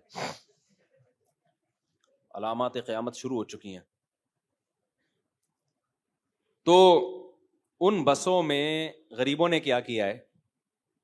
ایک کا انٹرویو آیا، 50 روپے دے کے بیٹھ گئے اندر، سارا دن بس میں ہی بیٹھا رہا ہے. اس نے کہا اور کچھ ملے نہ ملے کم از کم گرمی سے نجات تو مل گئی نا. تو بھائی اگر ٹینشن کی وجہ سے، علت ٹینشن ہے، فقہاء نے اس مسئلے کو بیان کیا ہے کہ سفر میں نماز قصر کی جائے گی، روزہ چھوڑنا جائز ہے. اس کی حکمت ہے مشقت، علت اس کی مشقت نہیں ہے، علت سفر ہے. اب علت اور حکمت میں کیا فرق؟ مشقت علت اور حکمت میں کیا فرق ہوتا ہے اس میں کئی دفعہ بیان کر چکا ہوں. حکمت تو یہی ہے کہ بھائی مشقت ہوتی ہے, لیکن مشقت نہیں بھی ہو, شریعت نے مدار سفر پہ رکھا ہے, لہذا گھر میں اگر مشقت ہو تو بھی روزہ رکھنا پڑے گا, سفر میں ٹینشن نہ بھی ہو تو بھی چھوڑنا جائز ہے. سمجھ میں آ رہی ہے بات کہ نہیں آ رہی ہے؟ اب گھر میں آپ جتنی بڑی ٹائم بیوی سے پھٹا ہو گیا, روزہ نہیں رکھا جا رہا آپ سے, سحری نکل گئی, اس سے بڑی کیا ٹینشن ہوگی؟ کراچی کے گرمیوں کے روزوں میں آپ میں سحری میں آنکھ نہ کھلی, یہ کم ٹینشن ہے. کیا روزہ چھوڑنا جائز ہو جائے گا آپ کے لیے؟ نہ. جتنی بھی بھائی روزہ کبھی سردیوں میں ہوتا ہے, کبھی گرمیوں میں ہوتا ہے. میں نے مسئلہ بتایا تھا نا, مزدور کے لیے روزہ چھوڑنا جائز نہیں ہے. بہت لوگوں نے کہا خود مزدوری کر کے دیکھو نا, پتا چلے روزہ کتنا مشکل ہے. بھائی میرا باپ کا دین نہیں ہے, اللہ کا دین ہے. روزہ رکھنے والے سارے بے روزگاروں کے لیے تھوڑی اللہ نے حکم دیا رمضان کے روزے کا. کوئی بے روزگار ہوگا, کوئی روزگار پہ ہوگا, کسی کی ٹف روزگار ہوگا, کسی کا ہلکا روزگار ہوگا. اس میں اللہ نے یہ تھوڑی کہ اتنے کلو اگر مشقت ہو رہی ہے تو روزہ چھوڑ سکتے ہو, اتنے کلو نہیں ہو رہی تو نہیں. یہ کون فیصلہ کرے گا بیٹھ کے؟ ایک اصول بنا دیا بھائی رمضان کا روزہ ہے تو ہے, صرف مریض, بیمار آدمی اور مسافر چھوڑ سکتا ہے, اس کے علاوہ کسی کو اجازت نہیں ہے. مزدور کو بھی رکھنا پڑے گا. تو کیا کرائیٹیریا ہے آپ کے پاس بھائی؟ ہاں مزدور کو ہلاکت کا خوف ہے تو علماء نے زبردست مسئلہ بیان کیا, بھائی رکھے روزہ, چھوڑنے کی دلیل نہیں ہے, لیکن جب ڈر ہو کہ میں بے ہوش نہ ہو جاؤں یا موت کا خطرہ لاحق ہو جائے تو پھر توڑ دے وہ, کیونکہ جان بچانا فرض ہے. اور جب بیمار ہونے کا خطرہ ہو تو بھی بیماری میں اللہ نے اجازت دی ہے, بیماری کا خطرہ بھی بیماری میں داخل ہے. رکھے گا روز, رکھے روز توڑے, معاف ہے. چھوڑنے کی اجازت نہیں ہے اس کو, چھوڑ کس بس پہ رہا ہے؟ یہ ہمارا دین تھوڑی ہم خود ہی اصول بنا کے مارکیٹ میں پارسل کرتے رہے. ورنہ مشقت کو اگر ایسے بے لگام چھوڑ دیا جائے, ایک آدمی کہہ رہا ہے کل میرا پیپر ہے, دوسرا کہہ رہا ہے آج میرا بیوی سے جھگڑا ہوا ہے, اگر میں نے روزہ رکھا کل تو طلاق کا خطرہ ہے مجھے, کیونکہ روزے میں میرا دماغ صحیح کام نہیں کرتا, کل طلاق ہو جائے گی, اس لیے طلاق سے بچنے کے لیے میں روزہ کیا کر رہا ہوں, چھوڑ رہا ہوں. اگلا کہے گا تو نہیں رکھے گا تو بیوی کہے گی ابھی کیا میں سمجھاؤں یار, چھوڑو. تو اس لیے علماء دین کے ٹھیکیدار نہیں ہیں لیکن چوکیدار ہیں. سمجھتے ہو؟ روزہ چھوڑنے کی, آپ کو رمضان کا روزہ چھوڑنے کی اجازت نہیں ہے. اور دین فقہا جو باقاعدہ پراپر وے میں فقہ پڑھتے ہیں نا, ان سے سیکھا کرو. قرآن حدیث کے نام پہ اسکالر تو بہت آ رہے ہیں, کہ اسکالر نے اس رمضان میں بیان کیا کہ جو حاملہ عورت ہے اور دودھ پلانے والی وہ بھی روزہ چھوڑ سکتی ہے کیونکہ یہ بیماری ہے. کون سی کتاب میں لکھا ہے کہ دودھ پلانا بیماری ہے بھائی, اور پریگننسی بیماری ہے؟ پریگننٹ نہ ہونا بیماری ہے, اس کا علاج کرایا جاتا ہے. پھینکنے کی کوئی انتہا نہیں ہے یار, کچھ بھی لاؤ مارکیٹ میں پھینکتے چلے جاؤ. پراپر وے میں جب تک فقہ اصول فقہ نہ پڑھا ہو نا, اصول فقہ یہ قرآن و سنت ہی سے فقہا نے نکالا ہے. تو دودھ پلانے والی عورت کو روزہ چھوڑنے کی اجازت نہیں ہے. ہاں بعض عورتیں کہتی ہیں ہم دودھ پلاتے ہیں, چکر آتے ہیں, جب آ رہے ہیں یہ غالب گمان ہے تو پھر چھوڑ سکتی ہو. چکر آنا تو ہے, یہ ایک بیماری ہے, خالی دودھ پلانا تھوڑی ہے. بہت سی عورتیں صحت مند ہوتی ہیں, سارا دن بچے کو دودھ پلاتی ہیں, کچھ بھی نہیں ہوتا ان کو.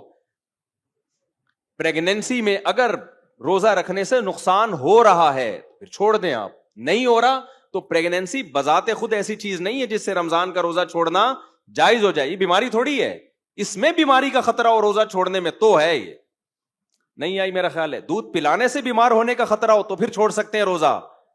دودھ پلانا بذات خود کوئی بیماری نہیں ہے.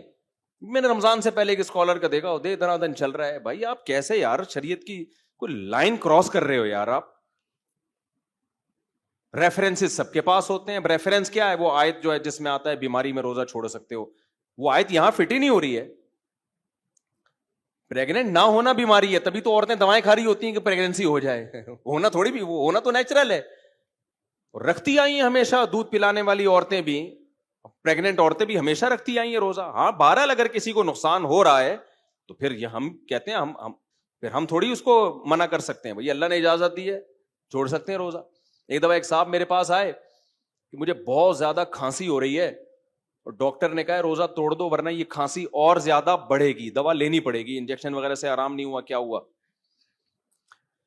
یا گلا خراب تھا ان کا. انہوں نے کہا میں نے روزہ نہیں توڑا, گلا کی خرابی بڑھے گی میری. تو میں نے کہا چھوڑ سکتے ہو آپ روزہ. ایک صاحب بیٹھے ہوئے تھے, یار گلا خراب پہ رمضان کا روزہ چھوڑ دیا, ادھر امتحان دینے پہ روزہ چھوڑنا منع ہے, گلا خراب پہ, یعنی وہ آمدی صاحب نے کہہ دیا کہ کل پیپر ہے آپ روزہ چھوڑ دو, وہ اس پہ اتنی سختی کہ نہیں چھوڑ سکتے, بندے کا مستقبل داؤ پہ لگا ہوا ہے, اور ادھر گلا خراب ہے, گلے میں کیا ہے, گلا خراب ہے تو روزہ چھوڑ دو تاکہ گلا ٹھیک ہو جائے.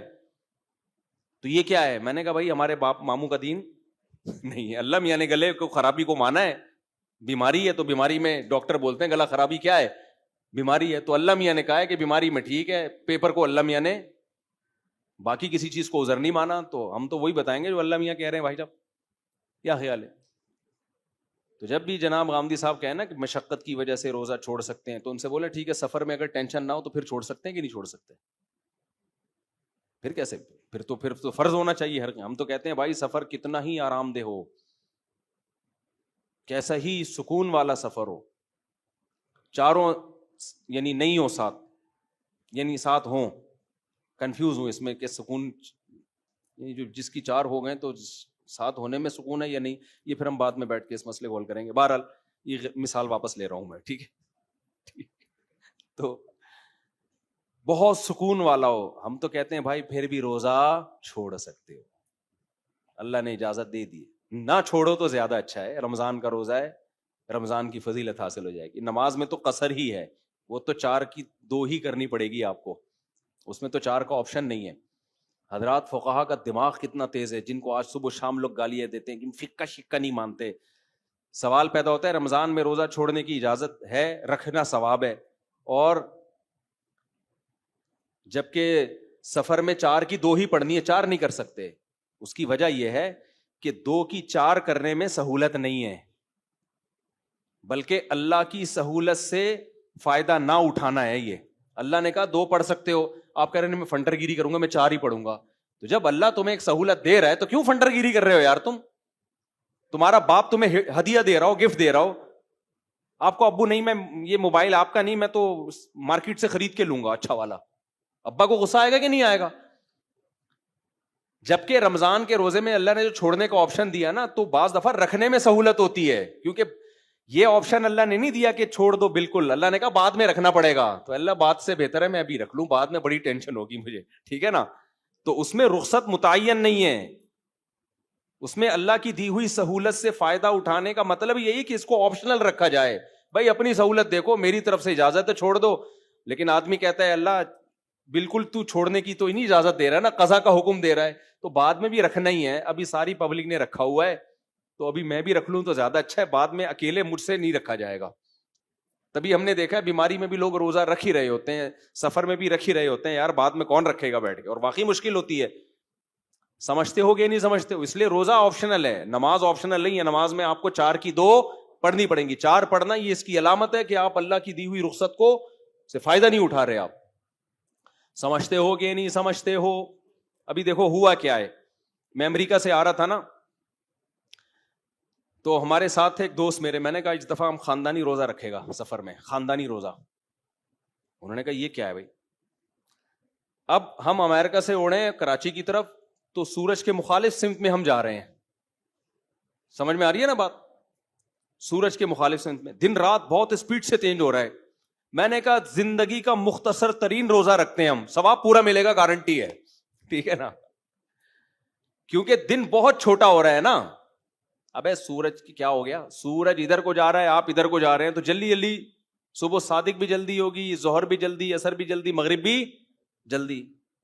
تو میں نے کہا ہم روزے کا ثواب کیوں ضائع کریں بھائی. اب جب ہم شکاگو سے اڑے, وہاں صبح کے 5 بج رہے تھے, 5 بجے صبح صادق تھی. ہم جب راستے میں پہنچے ہیں تو شکاگو کے ٹائم کے مطابق 12 بجے صبح صادق ہوئی ہے.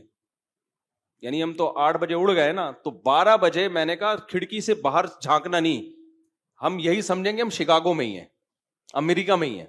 گھڑی امریکہ کے حساب سے تھی. رات 12 بجے میں نے کہا بھائی ہم سحری کر کے نیت کر لی روزے کی, صبح 10 بجے ناشتے میں روزہ افطار ہوگا ہمارا. رات کو تو سونا ہی تھا, جہاز میں تھوڑا اونگی رہا ہوتا ہے نا آدمی.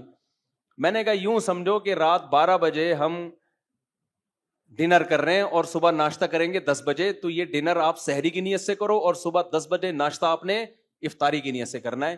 تو صبح ہم نے اپنے دماغ کو امریکہ کے حساب سے بے وقوف بنایا. تاکہ روزہ بھی ہو اور آسانی سے روزہ ہو جائے. وہ الگ بات ہے کہ صبح 10 بجے ہم دبئی ایئرپورٹ پہ تھے جہاں مغرب کی اذانیں ہو رہی تھیں, گھڑی میں نے چینج نہیں کی, ہم نے کہا ہم یہی سمجھے گا ہم 10 بجے کھا رہے ہیں. تو وہ کہہ رہے یہ کون سا روزہ ہوا؟ میں نے کہا ثواب پورا ملے گا. کہ روزہ کیا؟ پھر میں نے کہا دیکھو ہم نے نمازیں بھی تو ٹھکا ٹھک 5 نمازیں پڑھی ہیں نا, ورنہ اتنی جلدی جلدی نمازیں کہاں آتی ہیں بھائی. تو اللہ میاں اگر ہم سے بولے کہ میں تمہیں روزے کا ثواب نہیں دے رہا, یہ کون سا روزہ ہوا؟ تو ہم کہیں گے اللہ پھر نماز کیوں فرض کی تو نے ہمارے اوپر؟ یہ کون سی نماز ہوئی؟ 13 گھنٹے میں 5 نمازیں آتی ہیں کیا؟ ابے کیا ہو گیا؟ 13 گھنٹے میں 5 نمازیں نہیں آ سکتی, ہماری آئی ہیں کیونکہ ہم سورج کے مخالف جا رہے ہیں, ٹھکا ٹھک نمازیں آ رہی ہیں. تو جب 5 نمازوں کا اللہ ہمیں فرض قرار دے رہا ہے, چھوڑنے پر گناہ دے رہا ہے ان 5 نمازوں کے چھوڑنے پر, تو روزہ رکھنے پر ثواب کیوں نہیں دے گا بھائی وہ؟ تو یہ پیکج ہے بہترین روزہ رکھنے کا. ایک صاحب کیا ہوا, یہ جس کو فقہ پڑھا ہوا ہو نا وہ کرے گا یہ عمل. بھئی اللہ تعالیٰ نے جب ایک اصول بنا دیا تو ہم اس اصول کے پابند ہیں. اب جو لوگ روزہ رکھ کے توڑ دیتے ہیں, گناہ کیا انہوں نے. رمضان کا روزہ توڑنے کا کفارہ کتنا ہے؟ 60 روزے لگاتار. کتنے؟ علماء کہتے ہیں دسمبر میں رکھو, جون میں رکھنے کی بولو. اب کوئی فنڈر بنے کہ میں جون جولائی میں 60 روزے رکھوں گا, ابے تو کیوں اپنے آپ کو بلا وجہ ٹینشن میں ڈال رہا ہے؟ اللہ میاں نے یہ تھوڑی کہا کہ جون جولائی میں رکھو, اللہ میاں نے کہا 60 روزے کمپلیٹ ہونے چاہیے. تو ایسے لوگوں کو ہم مشورہ دیتے ہیں کہ اگر اللہ نے آپ کو پیسہ زیادہ دیا ہے, ناروے چلے جاؤ سردیوں میں, وہاں روزہ رکھو ٹھکا ٹھک. 60 روزے آپ کے کیا ہو جائیں گے, کیونکہ دن بہت چھوٹا ہوتا ہے. لیکن ظاہر ہے یہ غریب آدمی نہیں کر سکتا, تو غریب کے لیے یہی آپشن ہے کہ ادھر دسمبر میں رکھ لے, یا پنجاب میں دن اور سردیوں میں چھوٹا ہو جاتا ہے تو وہاں جا کے رکھ لے.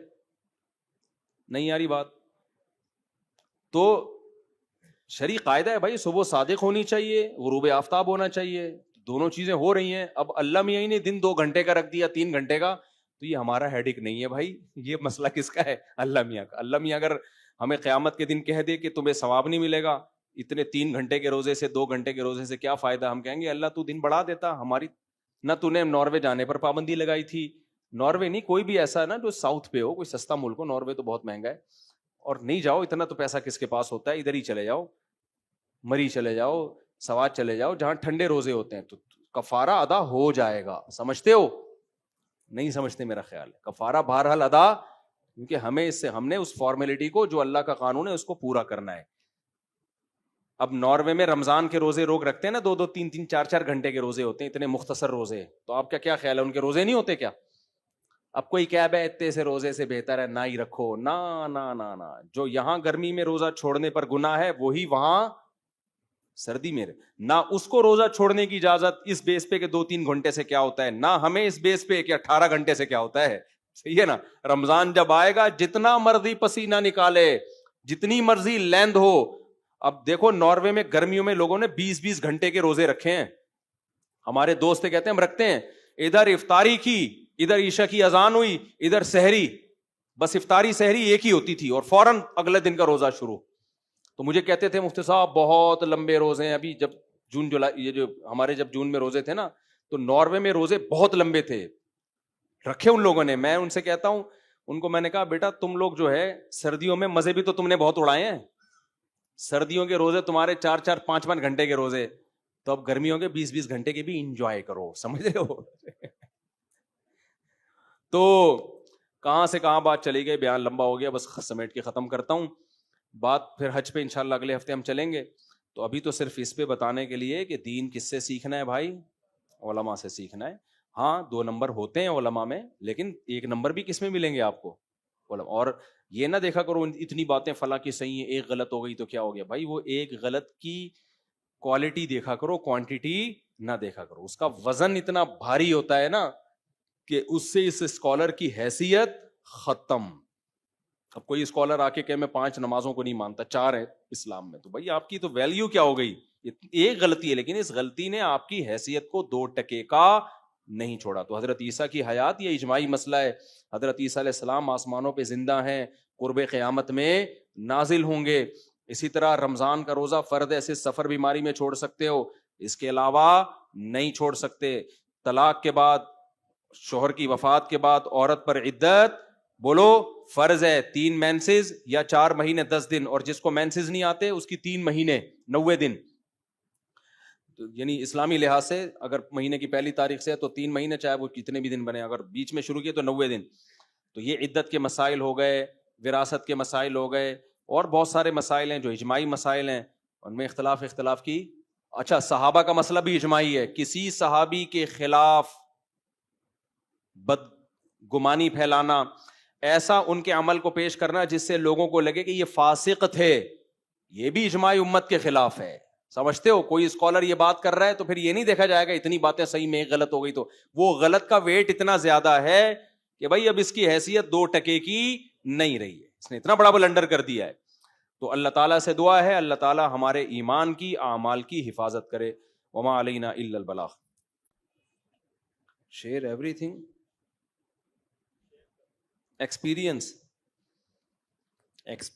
شیئر کریں.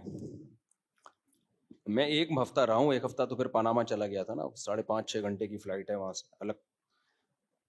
امریکہ بہت خوبصورت ملک ہے, سب ساری دنیا کو پتا ہے, اس میں کوئی نئی چیز تو ہے نہیں. تھوڑا زیادہ خوبصورت لگا ہمیں, سننے میں جیسا ہوتا ہے دیکھنے میں, باہر سے بہت خوبصورت ہے. گھروں کے اندر کے جو حالات ہیں وہ صرف مسلمانوں کے ہی اچھے ہیں, غیر مسلموں کے حالات بہت خراب ہیں. جیسے مسلمانوں کے گھر میں جاؤ گے آپ کو ملیں گے میاں بیوی بچے, 1 آدھ بہو 1 آدھ داماد. غیر مسلموں کے گھر میں جاؤ گے تو 1 بڈھا یا 1 عدد بیچاری بڑھیا, بہت کم میں بڈھا بڈھی دونوں, بچے تو سوال ہی پیدا نہیں ہوتا. بہو داماد تو بہت کوئی ان کا پہنچا ہوا ہوگا جس کو دعائیں لگی ہوں گی کبھی کسی زمانے میں. تو اندر کے حالات بہت ڈینجرس ہیں, سمجھتے ہو. اس لیے اسلام کے ساتھ سب چیزیں اچھی ہیں, وداؤٹ اسلام سب بکواس ہے. اچھا بھائی, مفتی صاحب نکاح کے بعد طلاق سے بچنے کے لیے بیوی سے کون سے الفاظ ایسے ہیں جن سے طلاق واقع ہو جاتی, وضاحت کر دیں. بھائی طلاق کا لفظ زبان سے نہ نکالیں کبھی بھی, لفظ حرام کا لفظ نہ نکالیں کہ تم مجھ پر حرام ہو, لفظ حرام سے بھی بہرحال طلاق ہو جاتی ہے. اور بس یہ 2 لفظ ہی ہیں. بیوی طلاق مانگ رہی ہو تو پھر یوں نہ کریں ٹھیک ہے تم میری طرف سے یعنی میرے نکاح سے آزاد ہو, ایسا لفظ استعمال نہ کریں. باقی وہمی نہ بنے اس میں, جب تک طلاق دیں گے نہیں ہوگی نہیں. بہت سے لوگ وہمی ہو جاتے ہیں, میں نے یوں کہہ دیا تو یوں نہ ہو گئی, ایسا کچھ نہیں. کچھ یوٹیوب کے کلپ پہ کلپ پڑے ہوئے ہیں مذہبی اسکالرس کے کہ بعض دفعہ اس سے بھی ہو جاتی ہے اس سے بھی. بھائی طلاق میں یا تو صریح لفظ ہوگا یا کنایا. صریح لفظ ہے ڈیورس ہے, لفظ طلاق ہے, لفظ حرام ہے. باقی کنایات ہیں, کنایات میں قرینہ دیکھا جاتا ہے, سیاق و سباق سے صاف پتہ چل رہا ہے کہ طلاق کے علاوہ کوئی اور نیت ہی نہیں ہے تو ٹھیک ہے, نہیں ہے تو پھر نہیں ہوگی طلاق. تو وہمی نہ بن جاؤ, اس سے بہت وہم کی بیماریاں پھیلتی ہیں. مفتی صاحب میاں بیوی کے چند بنیادی موٹے موٹے حقوق بیان کر دیں, مختصر وضاحت کر دیں, تاکہ آج کل میاں بیوی اتنے موٹے موٹے آ رہے ہیں, ان کے حقوق بھی موٹے موٹے, پراٹھے کھا کھا کے پیزے کھا کھا کے دونوں کیا ہو رہے ہیں موٹے موٹے. تو موٹے موٹے حقوق جو اللہ رسول نے بیان کیے ہیں وہ یہی ہیں کہ عورت پر لازم ہے شوہر کی اطاعت کرے, یہ شوہر کا بنیادی حق ہے. وہ اپنے آپ کو شوہر کے پیرالل نہ سمجھے, وہ سمجھے کہ گھر کا سربراہ یہ شوہر ہے, یہ بنیادی حق ہے شوہر کا. اور شوہر کے ذمے ہے اس کا بنیادی نان نفقہ. حدیث میں آتا ہے جو خود کھائے وہی اس کو بھی کھلائے, جو خود پہنے وہی اس کو بھی پہنائے, مطلب اسی اسٹینڈرڈ کا. تو یہ اس کا بنیادی حق ہے. اور اسے ٹائم دے, یہ بھی بنیادی حقوق میں داخل ہے. شادی ہو گئی, اس کے بعد مارکیٹ سے بندہ شارٹ, 12 بجے تک گٹر کے ڈھکن پہ بیٹھا رہتا ہے دوستوں کے ساتھ, 2 بجے تک, پھر آتا ہے منہ ادھر کر کے سو جاتا ہے, پھر صبح اٹھ کے آفس چلا جاتا ہے. تو اس کو کچھ وقت دینا بھی اس کے بنیادی حقوق میں سے. اچھا, جب میں ایسی بات کرتا ہوں تو دل جلے بھی ہوتے ہیں. جب میں نے بیان میں بات کی ہے نا بیوی کے حقوق کی, تو کچھ دل جلے شوہروں کے غلط کمنٹس آ رہے ہوتے ہیں. جب بیان میں بات کی ہے شوہر کے حقوق کی, کل دل جلی بیویوں کے غلط کمنٹس آ رہے ہوتے ہیں. تو بھائی ہر کسی کو غلط شوہر ملتا ہے, کسی کو غلط بیوی ملتی ہے, تو سب ایک جیسے تھوڑی ہوتے ہیں. ہم تو جنرلی اصول بیان کرتے ہیں نا. اب جنرلی تو یہی ہوتا ہے میاں ٹائم نہیں دیتا بیوی کو, لیکن بعض دفعہ الٹا ہوتا ہے, میاں آتا ہے گھر میں, وہ چاہتا ہے بیگم کے ساتھ بیٹھوں گپ شپ, بیگم کے ناک پہ ہر وقت مکھی بیٹھی رہتی ہے, وہ ذرا سی باتوں پہ منہ بنا کے بیٹھی ہوتی, وہ ٹھیک ہی نہیں ہو رہی ہوتی کسی طریقے سے. تو پھر اس میں تو غلطی کس کی ہے؟ عورت کی غلطی ہے نا بھائی. یہ موڈ اچھا کرو یار, تگا آ رہا برا آیا, ذرا سی بات پہ کچھ برا لگ گیا, کچھ دل پہ لے گئی, بہت کچھ سینسٹیو ہوتی ہیں, تو پھر آدمی کہتا ہے ان کے ساتھ کیا بیٹھے آدمی آئی, پھر وہ منہ ادھر کر کے سوتا ہے تو اس پہ بھی غصہ آ رہا ہوتا ہے. تو کہہ رہا ہے نا بھائی وہ تمیز سے بات ہو رہی ہے, نہ منہ ادھر کر کے سونے دے رہی ہے, تو جائے کہاں پھر وہ مجھے گالیاں دیتے ہیں کہ ان کے مشورے پہ شادی کی تھی, پھنس گیا میں. تو بعض آدمیوں کے دماغ خراب ہوتا ہے, وہ کبھی سیدھا منہ ہوتا ہی نہیں ان کا, جب بھی گھر میں آتے ہیں ٹیڑھے منہ ہی ہوتا ہے ان کا, ناک پہ مکھی بٹھائی بھی ہوتی. بعض عورتیں ٹیڑھی ہوتی ہیں, تو دونوں ٹھیک, بہت خوش قسمت ہیں کہ دونوں کیا ہیں, انسان کے بچے ہیں, بہت ہی کم ہوتا ہے. تو اس لیے خود بھی سیدھے ہو جاؤ, اور عورت کو چاہیے وہ بھی کیا کرے بھائی, خوش اخلاقی کے ساتھ گھر میں رہو, چھوٹی موٹی چیزیں ہر گھر میں ہوتی ہیں. بیسک یہی ہے کہ بس وہ اس کو چاہیے پراپر ٹائم دے, اور تمیز سے بات کرے, بیگم کی عزت کرے, اس کو محبت سے بات کرے. اور اس کو چاہیے اطاعت کس کی کرے, وہ منع کر رہا ہے کسی چیز سے تو چونچنا نہ کرے, کیوں بس منع کر دیا, شوہر نے بول دیا ختم, نہیں بھائی آپ میرے بڑے ہیں, آپ نے آرڈر کر دیا, میرے لیے یہ کافی ہے. اور شوہر آرڈر والا لہجہ بھی اختیار نہ کرے, باندھی تو نہیں ہے نا, ہے تو بیوی, رسپیکٹ کے ساتھ اس کو محبت سے کہہ دیا کرے, بیگم کائنڈلی یہ چیز مجھے بری لگ رہی ہے, کائنڈلی آپ ایسا نہ کریں, آپ یوں کہہ دیں, یوں نہیں کہ یہ نہیں کرو وہ نہیں کرو, یہ طریقہ ٹھیک نہیں ہے. ہوگا پھر بھی کچھ نہیں, نصیحتیں جتنی مرضی کر لو, ہونا وہی ہے جو ہو رہا ہے گھروں میں. زندگی کی گاڑی ایسے ہی چلتی ہے بس. مفتی صاحب میں نے تیسری شادی کی ہے, میری بیوی نے میرا جینا حرام کر رکھا ہے, وہ آئے دن لڑتی ہے اور کہتی ہے کہ یہ تو گھر آ تجھے پنکھے سے باندھوں گی, تیرا وہ حشر کروں گی. میں کیا کروں, گھر ہی نہیں آؤ, گھر میں پنکھا نکلوا دو, اے سی لگوا دو, کس سے باندھے گی, رسیاں ختم کر دو گھر میں. بھائی یہ دوسری تیسری شادی کے سائیڈ افیکٹ ہیں, بس اس کو انجوائے کرو, خود ہی صحیح ہو جاتے ہیں حالات. ان کی کوئی وہ نہیں ہوتی کہ اس طرح سے ٹھیک ہوں گے, بس یہ ٹائم بہترین مرہم ہے, اس میں بس جذباتی فیصلہ مت کرو. لوگ ایک دم غصے میں جذبات میں آ کے دھڑ دھڑ طلاقیں, یہ جنگلیوں کا کام ہے, سمجھتے ہو. جب شہد کی مکھی سے ڈائریکٹ چھتا لگا کے منہ لگا کے شہد پیو گے تو مکھیاں کاٹیں گی, انجوائے کرو اس کو. تو خود ہی وقت جو ہے نا بہترین مرہم ہے, اس میں جو برداشت کر لیتا ہے وہ جنگ جیت جاتا ہے, سمجھ رہے ہو. وقت بہترین مرہم ہے, اس کو گزارو, ٹائم جتنا گزرے گا حالات سیٹ ہوتے چلے جائیں گے. تو مفتی صاحب لوگ علماء کو برا بہت کہتے ہیں, کیا وجہ ہے؟ قرب قیامت ہے بھائی, علماء کو برا کہتے ہیں. اصل میں مذہب کو ڈائریکٹ برا نہیں کہہ سکتے تو علماء کو کہنا شروع کر دیتے ہیں, اس پر تو پورا بیان ہوا ہے نا. مفتی صاحب میرا نام محمد ہے, میں ٹنڈو. اچھا, میرے بیانات کے بارے میں کئی بار وضاحت کر چکا ہوں, دوبارہ وضاحت کر رہا ہوں. دنیا میں میرے جتنے سفر ہوتے ہیں یہ فری پھوکٹ کے ہوتے ہیں, ان میں میرا کوئی معاوضہ نہیں ہوتا. ابھی بھی امریکہ گیا نا, لوگوں نے کہا ڈالر کمانے گیا ہے, ڈالر کمانے گیا ہے, نوٹ چھاپنے گیا ہے. یہ مولویوں ہی کا ظرف ہے کہ فری پھوکٹ میں 2-2 ڈھائی گھنٹے کے بیان کرتے ہیں, 1 روپیہ نہیں لیتے. تو یہ پازیٹیو چیز کو بھی نیگیٹو بنا کے لوگ پیش کرتے ہیں. کوئی موٹیویشنل اسپیکر کو دیکھ لو آپ, کتنے ایک اسپیچ کے کتنے پیسے لے رہے ہوتے ہیں وہ. آپ کہہ سکتے ہو کہ جی آپ فری میں نہیں کرو گے تو کوئی آپ کو بلائے گا نہیں, نہ یہ آپ کی غلط فہمی ہے. ہم اگر پیسے لے کے شروع کر دیں تو ہمارے سفر ڈبل ہو جائے, کیونکہ پھر جو انوائٹ کرے گا وہ بھی اپنا کمیشن رکھے گا, پھر تو ہماری انویٹیشن مختلف ملکوں کی ڈبل سے بھی زیادہ ہو جائے. اگر میں آج اعلان کر دوں نا کہ جو مجھے انوائٹ کریں وہ پیسے لیں, میرے اتنے ہوں گے, انوائٹ کرنے والے کے اتنے ہوں گے, تو پھر آپ بھول جاؤ, میں تو اتنے دنیا میں ہر وقت سفر ہی میں رہوں میں. پھر سمجھتے ہو کہ نہیں سمجھتے, کیونکہ جہاں پیسے آ جاتے ہیں وہاں مانگ بڑھتی ہے, کم نہیں ہوتی ہے. تو ہم نے تو رکھا ہوا ہے بھائی, کسی کا کوئی پروفٹ نہ بلانے والے کا ہوگا نہ میرا ہوگا, 1 روپے بھی نہیں, تو فری پھوکٹ کے ہوگا سارا. سمجھتے ہو کہ نہیں سمجھتے؟ میرا نام محمد ہے، میں ٹنڈو اللہ یار میں رہتا ہوں، آپ میرے نام سے میرے والدین کو شادی کا پیغام دے دیں، جناب کی مہربانی ہوگی۔ متعلم جامعہ صدیق اکبر بھائی، ان کے والدین کو میں کہتا ہوں ٹنڈو اللہ یار کا محمد آیا ہوا ہے، اس کنوارے کی شادی کرا دو تاکہ یہ انسان کا بچہ بن جائے۔ ایک صاحب کہہ رہے ہیں کہ مفتی یہ ہو گیا، یہ نکالیں بھائی،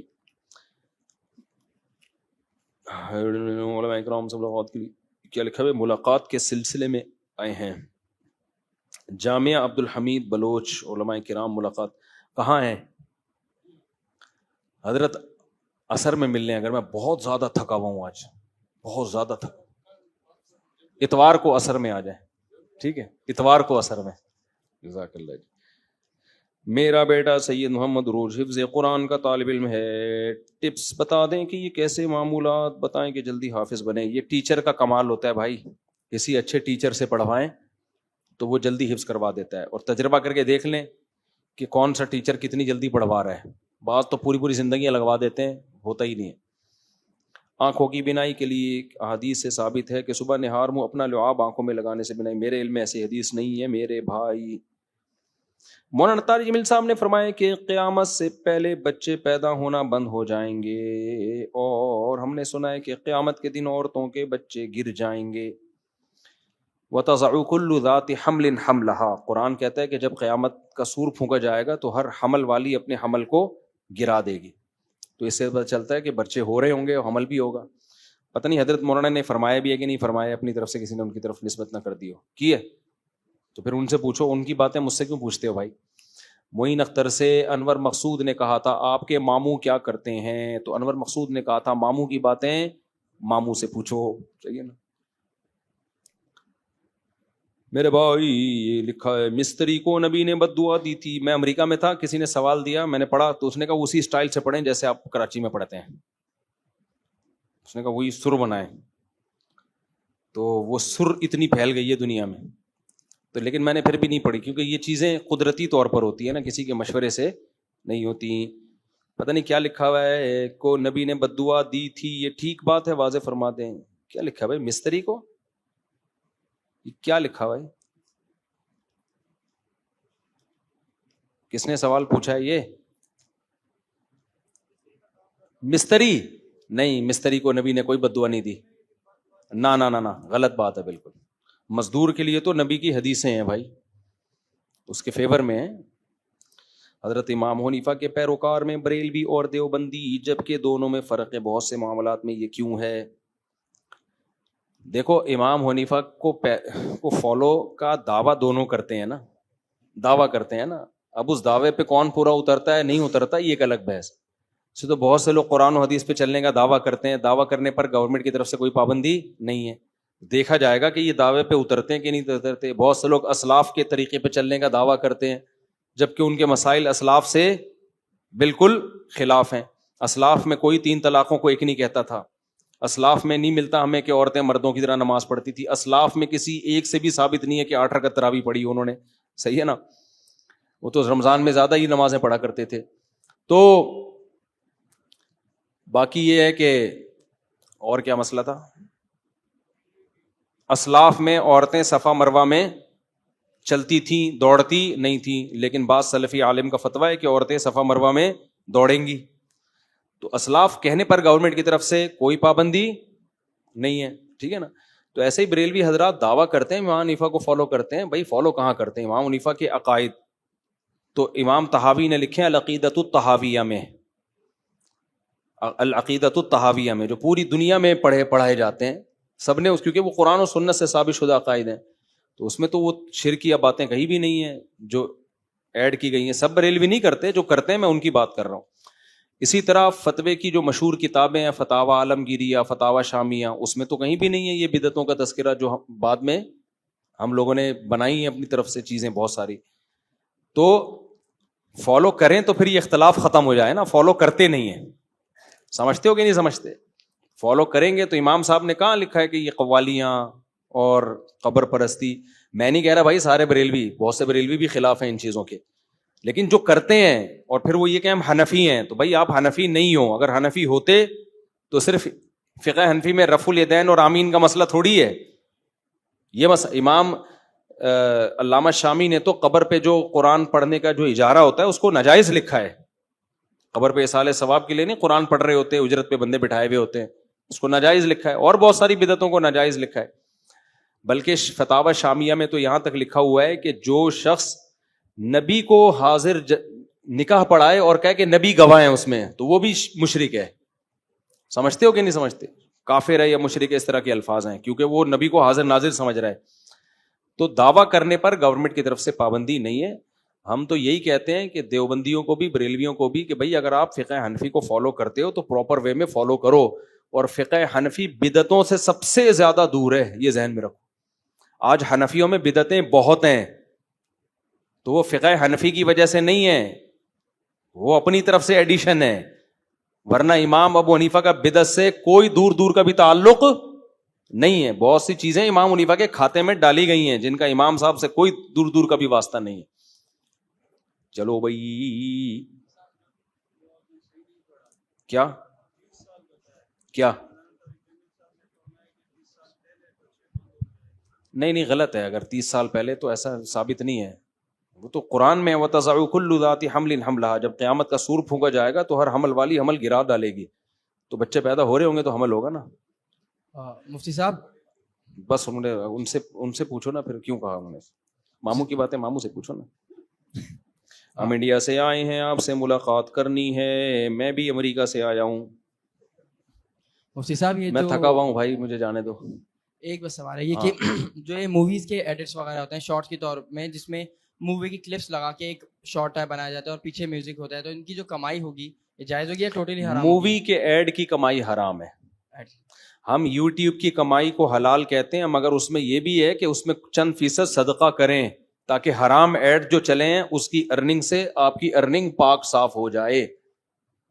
اب وہ یوٹیوب کے جو ماہرین ہیں ان کا اختلاف ہے. کچھ کہتے ہیں 1% کر دو, کچھ کہتے ہیں 10% کرو, کچھ کہتے ہیں 5%.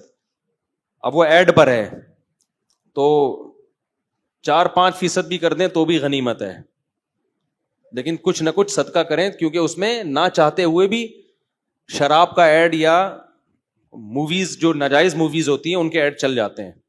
سمجھتے ہو کہ نہیں سمجھتے؟ السلام علیکم. وعلیکم السلام بیٹا, شاباش. محمد عروش ہوں, ہاں میں قرآن پاک کر رہا ہوں. زور سے بولو. السلام علیکم. وعلیکم السلام. مدنی منع لگ رہے ہو ماشاء اللہ. ہاں میں سید محمد عروش ہوں, میں قرآن پاک کر رہا ہوں. میں آپ سے مصافحہ چاہتا ہوں. کیا بول رہا ہے؟ مسافہ کرنا چاہتے ہو؟ آ جاؤ بچہ, اس لیے اجازت دے رہا ہوں. اور کوئی سوال؟ شاباش. کیا نام ہے آپ کا؟ ماشاء اللہ ماشاء اللہ. کیا کرتے ہو؟ قرآن حفظ. ماشاء اللہ, اللہ آپ کو نیک صالح عالم بنائے. ٹھیک ہے, 4 شادیاں کرائے. او استغفر اللہ, اس کی اماں ناراض ہوگی کہ بچے کو غلط باتیں ابھی سے سکھا رہے ہو. بچے کے سامنے ایسی باتیں نہیں کرنی چاہیے. غلطی سے کی ہے میں نے. سفر میں ہوتے ہیں جب ہم, اگر ہمیں پتہ نہ ہو کہ سفر کے دن کتنے گزار دیں ہم نے ایک جگہ میں, تو اس میں سفر کی نماز کے بارے میں کیا ہے؟ سفر کا پتہ نہ ہو کہ جی کتنے دن ہے, مطلب 5 دن, 1 ہفتہ, 20 بہترین دن. بات کی. اور دوسرا سوال اس میں یہ ہے کہ اگر سفر میں قضا نماز, جس طرح پیچھے اگر زندگی میں نمازی چھوٹی ہے ایک فرض کے ساتھ پچھلی ایک قضا, تو وہ کس طرح ہوگی؟ مطلب 4 کی 2 رکعت یا 4 کی؟ ہاں بھائی, آپ کسی علاقے میں سفر کر کے پہنچے جو آپ کے شہر سے 78 کلومیٹر دور ہے. جب آپ وہاں پہنچے, اب آپ کو پتہ نہیں یہاں میں نے کتنے دن ٹھہرنا ہے, تو آپ سفر والی نماز ہی پڑھو گے. جس دن آپ نے نیت کی کہ آج کے بعد میں 15 دن ٹھہروں گا, آج کے بعد, یہ نہیں کہ جتنے پاس میں جو گزر چکا ہے وہ گیا. آپ نے نیت کی آج کے بعد میں 15 دن ٹھہروں گا, تو اس وقت سے 4 شروع کر دیں. ٹھیک ہے, مثال کے طور پر آپ کراچی سے گئے حیدرآباد, آپ کو پتہ نہیں ہے وہاں کتنے دن میں نے ٹھہرنا ہے. سسرال میں عزت ملی تو زیادہ ٹھہر جاؤں گا, بےزتی ہوئی تو میں جلدی نکل آؤں گا. اب آپ کنفیوز ہیں, 1 مہینہ اسی کنفیوژن میں گزر گیا, تو آپ 2 ہی پڑھیں گے. جس دن آپ کو خیال آیا کہ یار نہیں یار, مجھے لگ رہا ہے کہ عزت مجھے تھوڑی سی محسوس ہو رہی ہے سسرال میں, محسوس جس دن ہونا شروع ہو گئی نا عزت, آپ نے کہا یار 15 دن اب ادھر ہی ٹھہرو کم از کم, یا 1 مہینہ, اسی وقت سے آپ 4 شروع کر دیں گے.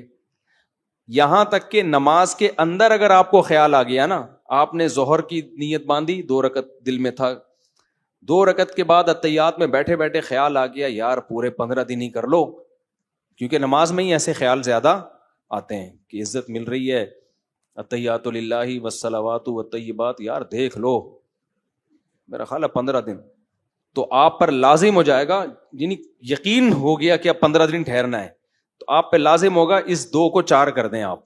سلام پھیرنے سے پہلے خیال آ گیا نا, تو اب 4 مکمل کریں. سمجھتے ہو؟ نہیں سمجھے؟ اور اس کے برعکس بھی, آپ گئے 15 دن کی نیت سے 4 پڑھنا شروع کر دیں آپ نے, نماز کے دوران آپ کو خیال آیا کہ پتلی گلی سے نکل بھائی, سالہ بیٹھا ہوا ہے, گھور گھور کے دیکھ رہا ہے, سلام پھیرتے ہی پیٹے گا پکڑ کے. بعض دفعہ ایسا ہوتا ہے, آپ کا دوسری کا ارادہ اس کو پتہ چل گیا, تو آپ اب کیا کرو گے, ارادہ آپ کا بن گیا کہ بھائی میں اب نکل رہا ہوں بس, اب اور 15 دن ہوئے نہیں آپ کو, بس میں نکلتا ہوں, تو اسی وقت کیا بن جاؤ گے, مسافر. اور وہ 4 کی کتنی کر دو, 2 کر دو. آپ سمجھتے ہو کہ نہیں سمجھتے ہو؟ اور ہاں, قضا جو ہے, جب سفر میں جو نمازیں قضا ہوئی ہیں وہ اپنے مقام پہ پہنچ کے 2 ہی پڑھی جائیں گی, اور جو حضر میں قضا ہوئی ہیں وہ سفر میں بھی پوری پڑھی جاتی ہے, اور وتر بھی قضا ہوتی ہے. سمجھ لو. کہاں سے آئے ہیں بھائی؟ لانڈی سے. روحانی بیماری کے لیے کیا کرنا چاہیے؟ بس مسافہ کر لیے گا کہ ٹھیک ہے نا, بہت تھکا ہوا ہوں میں, پھر کبھی وہ ٹائم, وہ ملاقات کا طریقہ لکھا ہوا ہے نا وہاں, ٹھیک ہے. روحانی بیماری کے لیے کیا کرنا چاہیے؟ روحانی بیماری سے کیا مراد ہے؟ جن چڑیل بھوت. پھر بھائی روحانی اگر کوئی جن چڑیل بھوت ہے تو سورہ فلق سورہ ناس پڑھ کے دم کرو بس, کسی عامل کے پاس مت جاؤ. عامل کے پاس نہ جانے کا فیصلہ کیا تو جن ویسے ہی بھاگ جائے گا. جنات آتے ہی ان لوگوں کے پاس ہیں جو روحانی علاج کراتے ہیں. ہم پہ کیوں نہیں آئے جن آج تک؟ الحمدللہ اللہ نے بچایا ویسی وجہ سے. آپ سے ایک سوال یہ ہے کہ جیسے یوٹیوب کا چینل ہوتا ہے, یوٹیوب کا چینل اگر ہم کاروباری مطابق ہمارا چینل ہے تو ہم اس کی یوٹیوب کی ویڈیو شیئر کرتے ہیں دنیا بھر میں, تو اس سے جو ویوز آتے ہیں تو ویوز پہ مونیٹائز ہوتا ہے چینل. ہاں, تو ویوز تو دنیا کے کسی بھی کونے سے آ رہے ہیں, اس میں چاہے یہودی ہو, چاہے کوئی بھی ہو, مسلم ہو, کوئی بھی ہو, ہاں, تو اس کے ویوز سے جو پیمنٹ آئے گی, جو یوٹیوب ہمیں پیمنٹ دے گا, وہ حلال ہوگی. حلال ہوگی بھائی. ویوز چاہے یہودیوں کے ہوں عیسائیوں کے, اس سے کیا فرق پڑتا ہے؟ آپ اپنی پروڈکٹ کسی کو بھی بیچتے ہو تو آمدن تو حلال ہے نا. دیکھو یوٹیوب کی آمدن حلال کیوں ہے یہ سمجھو. یہ فقیہ کا کام ہوتا ہے, مفتی کا کام ہوتا ہے کسی چیز کو اینالائز کرنا. یوٹیوب آپ کو جو پیسے دے رہا ہے وہ یوٹیوب پہ جو ایڈ چل رہے ہیں اس پہ لڑکیاں نچوانے کے نہیں دے رہا, وہ نہ ان ایڈ کو لڑکیوں کی وجہ سے دیکھا جا رہا ہے. یوٹیوب آپ کو پیسے دے رہا ہے کمپنی کی پروڈکٹ کو پروموٹ کرنے کے, جو فی نفسی ہی ایک جائز کام ہے بشرطے کہ وہ پروڈکٹ حلال ہو. سمجھتے ہو؟ اس میں جو موسیقی اور غیر شرعی چیزیں آ گئی وہ ضمنن ہیں, پیسے ان کے نہیں مل رہے آپ کو. اس کی مثال ایسے, شیمپو کی بوتل جب دکاندار بیچتا ہے تو بوتل کے اوپر ایک حسینہ کی تصویر ہوتی ہے, لمبے بال, اور اسی ہو سکتا ہے اسی سے متاثر ہو کے وہ بوتل لی ہو. سمجھ رہے ہو نا؟ تو اٹریکشن میں اس کا دخل تو ہوتا ہے لوگوں کو متوجہ کرنے میں. پیسے جو لوگ دے رہے ہوتے ہیں وہ شیمپو کے دے رہے ہوتے ہیں, اس تصویر کے نہیں دے رہے ہوتے. اب دکاندار تصویر بھی تو بیچ رہا ہے نا ساتھ میں, لیکن کیا دکاندار کی ارننگ کو حرام کہا جائے گا اس بیس پہ کہ تصویریں, فحش تصویریں بیچ رہا ہے؟ وہ کہے گا بھائی یہ تصویر تو کمپنی نے لگا دی میری پرمیشن کے بغیر, نہ میرا اس کے لگانے میں کوئی دخل, نہ اس کے بنانے میں کوئی دخل ہے, میں تو شیمپو کی نیت سے بیچ رہا ہوں تو مجھے اس کے پیسے مل رہے ہیں. اب کمپنی نے لگا دی تو یہ کمپنی کا ہیڈک ہے, میرا ہیڈک نہیں ہے, میرے اختیار میں بھی نہیں ہے. تو آپ جب گوگل کو اپنا چینل مونیٹائزیشن کے لیے دیتے ہو تو گوگل سے آپ کا ایگریمنٹ ہوتا ہے کہ کمپنیوں کے ایڈ, یعنی ان کی پروڈکٹ کو پروموٹ کرنے کے لیے آپ ایڈ چلا سکتے ہیں, اور اس ایڈ کے آپ پیسے لیں گے تو ہمیں بھی دو پیسے, کیونکہ خود بھی تو لے رہے ہو, ہمیں بھی دو پیسے اس کے. تو ایڈ اگر جائز چیز کا ہوگا تو اس کی ارننگ حلال ہوگی, ناجائز چیز کا ہوگا تو ارننگ حرام.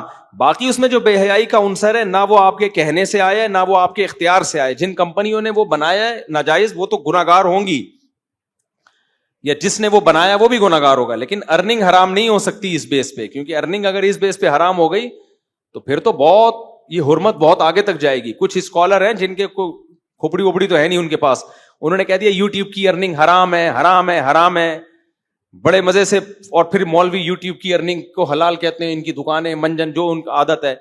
لیکن یہ نہیں پتا کہ اگر یوٹیوب کی ارننگ حرام ہے تو پھر ٹیلی ویژن میں کام کرنے والے جتنا بھی عملہ ہے سب کی حرام, کیونکہ سب کو ایڈورٹائزمنٹ کی سے تنخواہیں ملتی ہیں. پھر صرف ڈراموں فلموں کی حرام نہیں ہوگی, بلکہ کوئی مذہبی اسکالر آ رہا ہے نیوز چینل پہ خبریں پڑھ رہا ہے, اس کی ارننگ بھی کیا ہے بھائی. جیو ٹی وی میں جو نیوز اینکر ہے جو صرف خبرنامہ پڑھنے کے لیے آئے, ہم تو کہتے ہیں اس کی آمدن حلال ہے.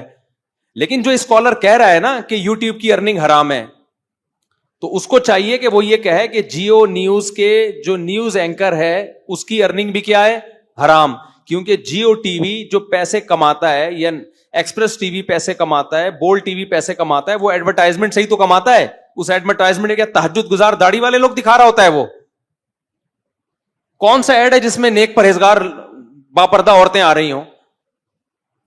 تو پھر اس کی ارننگ حرام ہوگی, اور وہ اسی ارننگ سے نیوز اینکر کو بھی پیسے دیتے ہیں, جاوید چودھری کو بھی اسی سے پیسے ملتے رہے ہیں, اور وہ دوسرے مشہور مبشر لقمان کو بھی. تو یہ سارا نزلہ مولویوں پہ کیوں گرا رہے ہو؟ میں نے جہلم والی سرکار سے یہ سوال کیا ہے, لیکن سرکار کی عادت ہے جب اپنے اگینسٹ سوال جاتا ہے تو وہ پرچی ایسی گھومتی ہے نا, وہ کسی کو کانوں کان خبر نہیں ہوتی گئی کہاں. وہ پرچی لکھنے کی بھی جہلم سرکار اکیڈمی میں وہی سوال پوچھا جائے گا جو جہلم سرکار کی طرف سے پرمیشن ہوگی. ایسا نہیں ہے کہ آپ کچھ پوچھ لیں, نا پابندی ہے. تو انہوں نے بول دیا مفتی طارق مسعود صاحب کا یوٹیوب چینل, فلانے مولانا کا یوٹیوب, یہ حرام کما رہے ہیں, یہ حرام آمدن. لیکن ہم تو ایک اصولی بات کر رہے ہیں کہ جائز ہے تو سب کے لیے جائز ہے, ناجائز ہے تو سب کے لیے ناجائز ہے. تو اگر یہ حرام ہے تو پھر جتنے ولاگرز ہیں سب کی تنخواہ حرام ہے.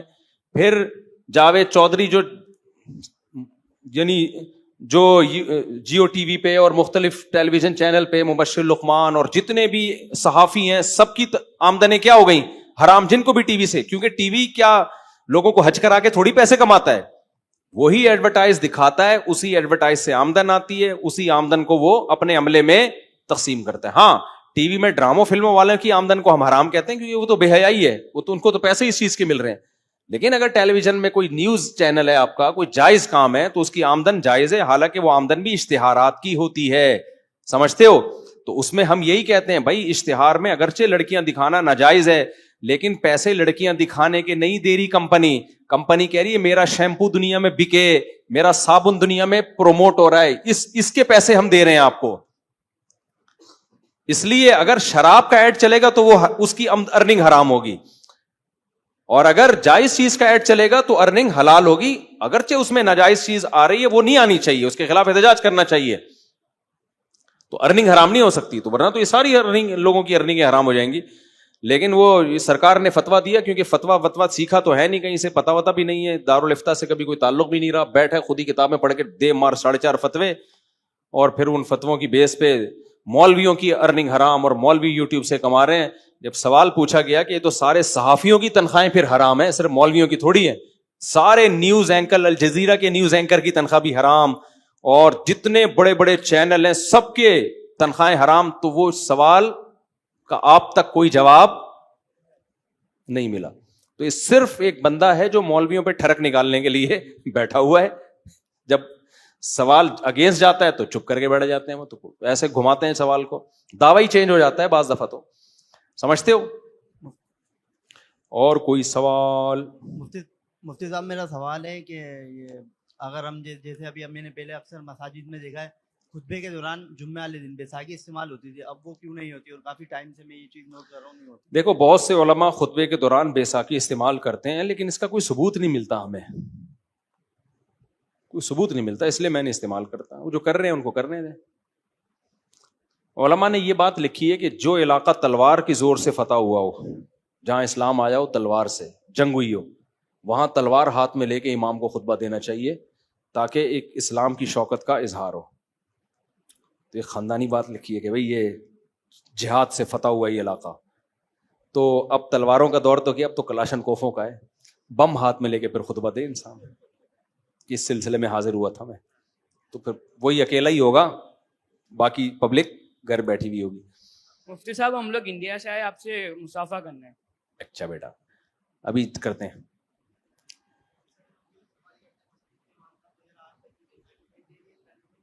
بس جو امام صاحب کر رہے ہیں چھوڑ دو اماموں کی جان یار, ان سے اچھی چیزیں سیکھو. اب ایک بیساکھی کو پکڑ کے امام صاحب پتہ نہیں کیا کیا, چھوڑ دو. جو آپ کو اچھی باتیں بتا رہے ہیں, امام کا ایک احترام بھی تو ہے نا.